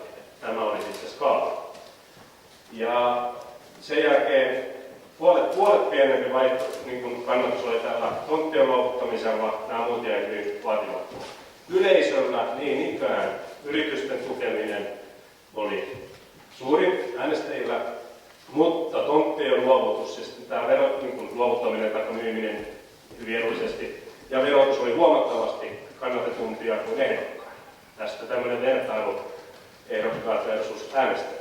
Mutta nyt kysyisin, pidetään asian yksinkertaisena, koska kaikki on yhtä mieltä, että yritysten tukeminen on keino tämän elinvoiman ja asukasluvun parantamiseen, niin mitä se on? Jotain konkretiaa. Miten niitä yrityksiä tuetaan, jotta näihin tavoitteisiin päästään? Otetaan Epe Kuparinen sieltä. Joo, kiitos.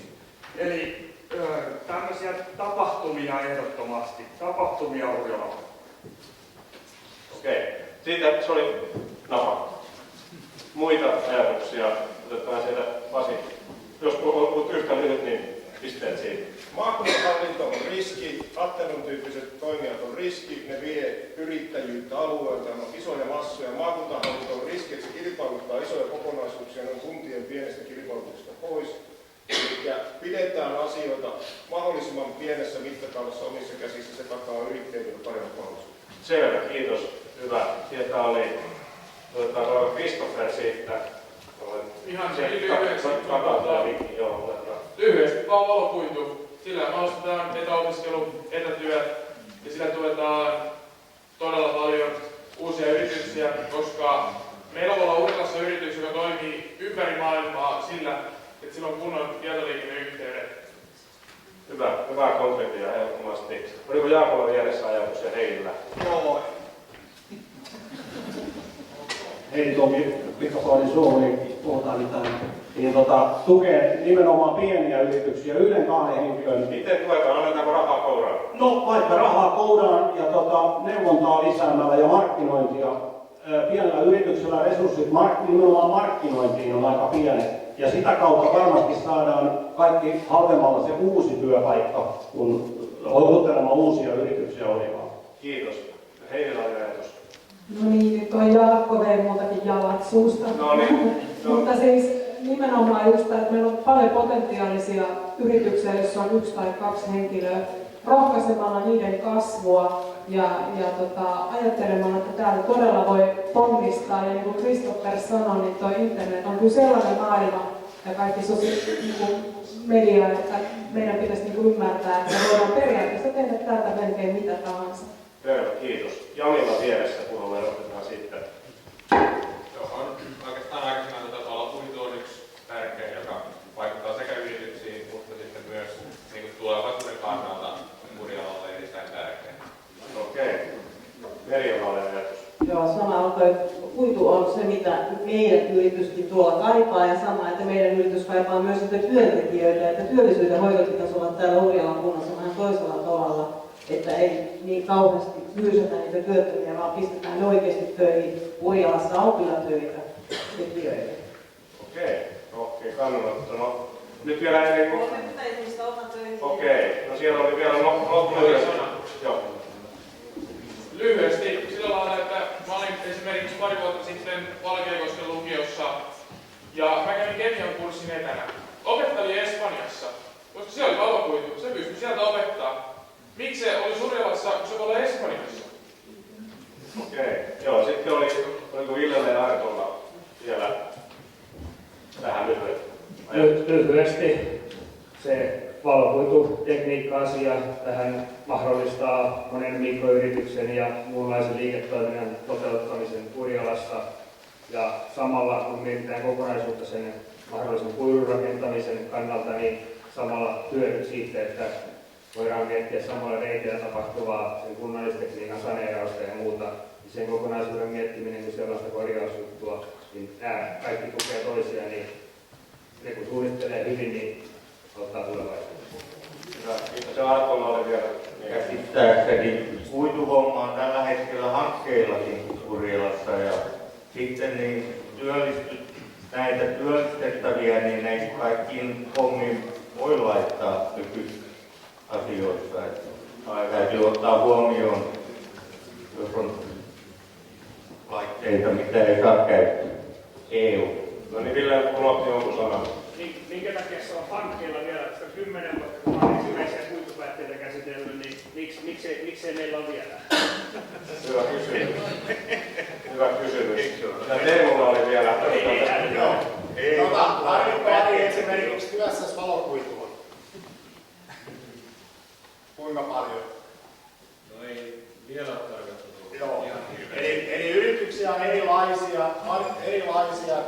ja meidän kunnassakin aika moneen lähtöön. Ja mä uskon, että niin kuin investointien, tämmöisiä hankekehitysapuja ja muita, mitä kunnalla on mahdollisuus tarjota, niin niitä apuja tarvitaan yrittäjäpuolella, mitä itsekin edustan. Joo, kyllä. Nyt täytyy heittää tähän siis kuituhankkeessa selvitys, on tosiaan menossa muistaakseni maaliskuussa, eli noin viikon sisään on luvattu siitä niin kuin tietoa ja raporttia siitä, että mitä tulisi maksamaan kuituverkko Urjalassa lähtökohtaisesti joka savu. Hannu korjaa, jos muistan väärin, mutta Pärkäne käynnisti hankkeen sillä, että tehdään kuitu siis periaatteessa joka talouteen, ja se oli noin 9 miljoonaa, oli arvio. Kovia rahoja. Totta. Tässä on nyt annan tervetuloa puheenvuoron. Hänellä on joku ajatus tässä yleisesti. Ihan siis yrityksiä on todella monenlaisia. Yksi tarvii yhtä ja toinen toista, mutta yritysten toiminnan helpottamisen lisäksi se valokuitu auttaisi myös ihan kotitalouksia. Ja mä valitettavasti tässä nyt juuri tiedän yhden sellaisen nuoren perheen, joka on muuttanut Urjalaan muutama vuosi sitten. Siellä perheen aviomies tekee etätöitä. Heiltä ollaan nyt poistamassa kuukauden sisällä, oli tullut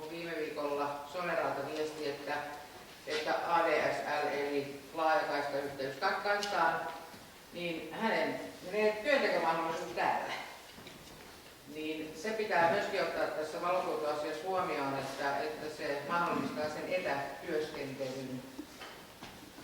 Okei, joo. Nyt tärkeää vielä. Nyt Jani, vielä 2 sanaa. Tuohon haluan sanoa just, että olen itse perheeni kanssa muuttanut 7 vuotta sitten ja olen itse alan ammattilainen, niin tein etätöitä. Ja täytyy sanoa, että kun muutin 7 vuotta sitten, niin tuli täytenä shokkina, kuinka huonot yhteydet Urjalassa onkaan. Mä en ollut edes osannut varautua siihen. Okei, joo. Mikä oli Reijola ajatus, että onko tähän asiaan saanut kommentoida? Laakaton yhteys tänään mittasi 54 megabytea sekunnissa. Okei. Kuinka paljon tarvitaan? Joo. Okei, nyt.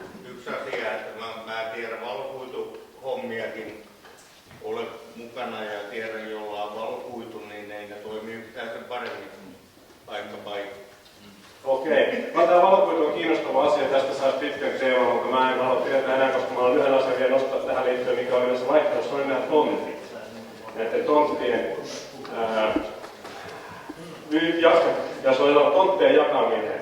Taisin tänään kirjoittaa juuri lehdessä, että voivat siitä, että meillä on nyt erittäin tyylikkäät tonttimarkkinoinnin sivut, kannattaa käydä katsomassa kotipohjatahdenalla.fi. Niin parin kuukauteen ei nytkään tonttia ole myyty niin kuin ei muutamaan vuoteen sitä ennenkään.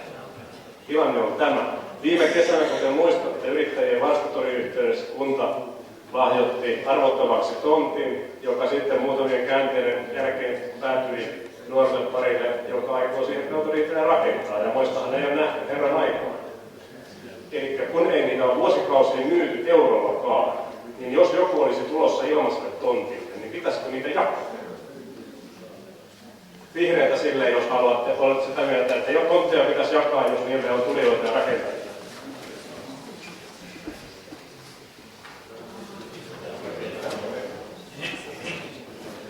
Osa on sitä mieltä, että ei pidä jakaa tontteja. No onko sillä väliä, että ne maksaa euroa? Ole hyvä, ei saa sanoa.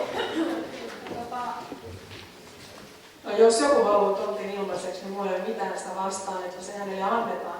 Mutta jos meillä on täällä sellaiset tonttimarkkinat, että ole hyvä ja tule 0 euroa, niin minkälaisen mielikuvan se meistä antaa? Se antaa sellaisen mielikuvan, että me ollaan tämmöinen halpahalli, josta saa halvalla, ei välttämättä hyvää. Okei. Imagotappion riski on mielestäni ilmeinen. Okei. Pasi lyhyesti. Mä näytin punaista se vastaavaa. No niin. Kuolla. Ensin pitää saada houkuttelevuus kuntoon. Sama on yrityksillä, sama on yksityisillä. Kuka rakentaa talon, kun on riski, ei ole yhteydet hyvät ja valokuitu ei ole hyvä, linja-auto ei kulje, juna ei pysähy.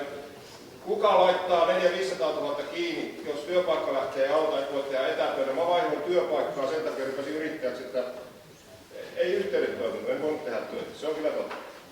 Eli riskit pitää saada pienemmäksi. Yrittäjien kiinteistövero ei laskettu, kunnan valtuusto ei laskenut 10 000 euroa, jos maksat jostain hallista veroa. Ja jos sun toiminta alkaa laskea ja hiipuu, niin se vero voi koitua kynnykseksi. Tämmöisiä juttuja pitää. Ja Urjalassa on myytävää taloa vaikka kuinka paljon. Ja riski, eli tarjota niitä paremmin, tuoda niitä esille maaseutuasumista. Eli laittaa se puoli kuntoon. Se on pienempi riski ostaa täältä joku vanha maatila tai parikymmentä vuotta vanha talo, kun saadaan uutta. Eli ajatella pitää uudestaan tähän. Kiitos. Jaakolla. Nyt Pasi kyllä muistaa väärin, että kyllä yrittäjien kiinteistövero edellisvuonna laskettiin. Edellisvuonna. Tänä vuonna asioita kaikkia. Ei, tänä vuonna ei laskettu. No niin. Okei. Heille vielä se, että yleisössä oli muutama, joka oli sitä mieltä, että ei pitäisi antaa. Haluaa joku perustella. Heillä oli hyvä erittäin. Hannu on vähän nihkeä. Sille, että jaettaisiin tontteja. Ei pitäisi lähteä. Okei. Mutta sillä on saatu yksi rakentaja. Mehän arvottiin, sä tiedät, että me arvottiin viime vuonna vieläkään, niin kukaan rakennassa sinne ilmaisuutta. Niin, mutta omistaja on saatu ja rakennusvelvoite on valmissa. Ei se ole pelastuskunnalle nyt antaa maata ilman. Okei, selvä. Monet olisi ollut valmiita siihenkin. Toki varmaan on niin, että nyt pitää tosiaan tietää, että siellä on rakentajia tulossa näistä heikkouksista huolimatta. Totta. No nyt tuli puheenvuoroja, no sieltä vielä herra takarivistä. Jos yleisöllä hallia. Lyhyesti, niin ymmärrän imagotapio-asian kertoi, mutta jos niitä tontteja ei ole mennyt, niin eipä sillä merkitystä, että maksaako 0 euroa vai 1 euroa, niin ei ole kummallakaan tapaa mennyt kaupaksi. Jos se myydellä, niin ei mene 0. Nimellinen hinta käyttöön. Ei mikään korkein välttämättä, mutta silleen, että se otetaan todesta. Niin ei tonttihinta varmaan nyt yleensä, jos se hirvittävät kovina voi pitää, se on ihan totta. Se oli Jannella vielä ajatus sen jälkeen.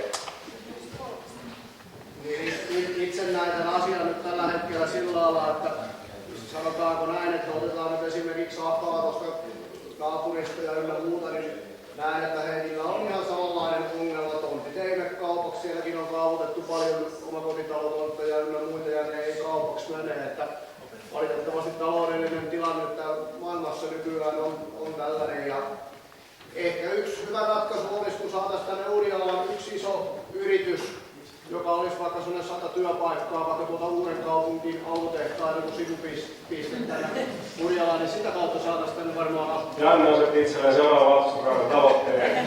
Pisteet sitten Heidi 300.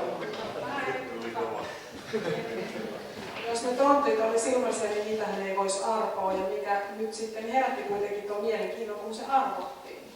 Se oli jotain, mitä saattoi saavuttaa. Okei. Vastat oli jo keskeisenäkin, en tiedä mitä arvotaan. Okei. No niin, Teemulla on nyt sitten, että Tokia saa tähän kommentoida, niin ihan siitä arvosta saa sanoa. No, nopeasti vaan Jannelle kommenttina siitä, että kyllähän tuossa naapurikunnassakin Akaassa niin tontit meni kaupaksi silloin, kun ne oli inhimillisen hintaisia. Okei, joo. No niin, nyt tämä tästä ja nyt en huomaa, että mä en ole tainnut kauheasti yleisöä lopulta antaa mahdollisuutta esittää kysymyksiä, jotka on mahdollisuuden ottanut, se on ollut hienoa aloitteellisuutta. Onko jollain vielä joku polttava teema, jota ei ole käsitelty, johon haluaisi ehdokkaiden vastata? Nyt rohkeasti. Voin kertoa, että on ihan viimeinen hetki. No sieltä löytyy. Joo, nimeni on Enkalle ehdokkaan. Okei. Sen verran kysyisin valtuustoehdokkaalta, että milloin te huomaatte tänne Urjalaan työpaikkoja tarvitaan? Yksinkertaisesti millä halutaan työpaikkoja? No se oli selkeä kysymys. Nyt voisit selkeitä vastauksia. Ymmärrätte varmasti, että nämä on se kovan sanan mittaisia. Pasi saa aloittaa ensimmäisen käsitystä. Urjala on työssä alue, josta käydään töissä. Valokuitu siitä talonseinästä sisään, kuppaa kunta, niin saattaa tulla joku rakentaja tekee etätöitä. Hyvä. VT Kuparinen. Joo. Yhteensä tapahtumia, jossa yritykset esittelee toimintaansa ja tietoliikenneyhteyden kuntoon niin, no tässä tärkeimmät. Okei. Siellä oli, no nyt sieltä mennään järjestyksessä Kari lyhyesti. Niin sanon vaan, että kysymys oli erittäin hyvä. Jos tähän olisi helppo ratkaisu, niin se olisi ihan varmaan jo keksitty. Hyvä, realismia peliin. Sitten Erja. Meillä on hyvä elinkeinoasiamies, joka hoitaa hommaa kyllä koko ajan. Hyvä. Sieltä oli kehut Satulle hyvin harvasti paikalleen. Jaakko. No edelleen toistan sen, että näitä pieniä 1-2 hengen yrityksiä tukemalla jopa rahallisesti, jos se sieltä kautta kaikki halvimmalla. Siinä on höveli ehdokas kaikille yrittäjille. Sitten otetaan tästä mennään. No se kuituketko on se tärkeä asia, mikä pitää saada kuntoon. Ja kyllä mä sanon, että kyllä toi Satu tekee niin kovaa työtä niiden yrittäjien eteen tällä hetkellä. Se auttaa kyllä varmasti. Jonille sitten. Kuituverkko, pienyritysten tukeminen, Satun työstä. Okei, hyvä. No niin, sitten täältä löytyy ihan uusi. No niin. Pauli heräsi viime hetkillä. Minun pitää asiaa, mutta mä lopetetaan tää raskanjauhtaminen. No totuutta oli siinäkin, voiko tätä paremmin opettaa. Kiitoksia Paulille näistä sanoista. Kiitoksia kaikille ehdokkaille läsnäolosta. Kiitoksia yleisölle. Olitte ihan paras yleisö, kun tavalla sanoo. Ja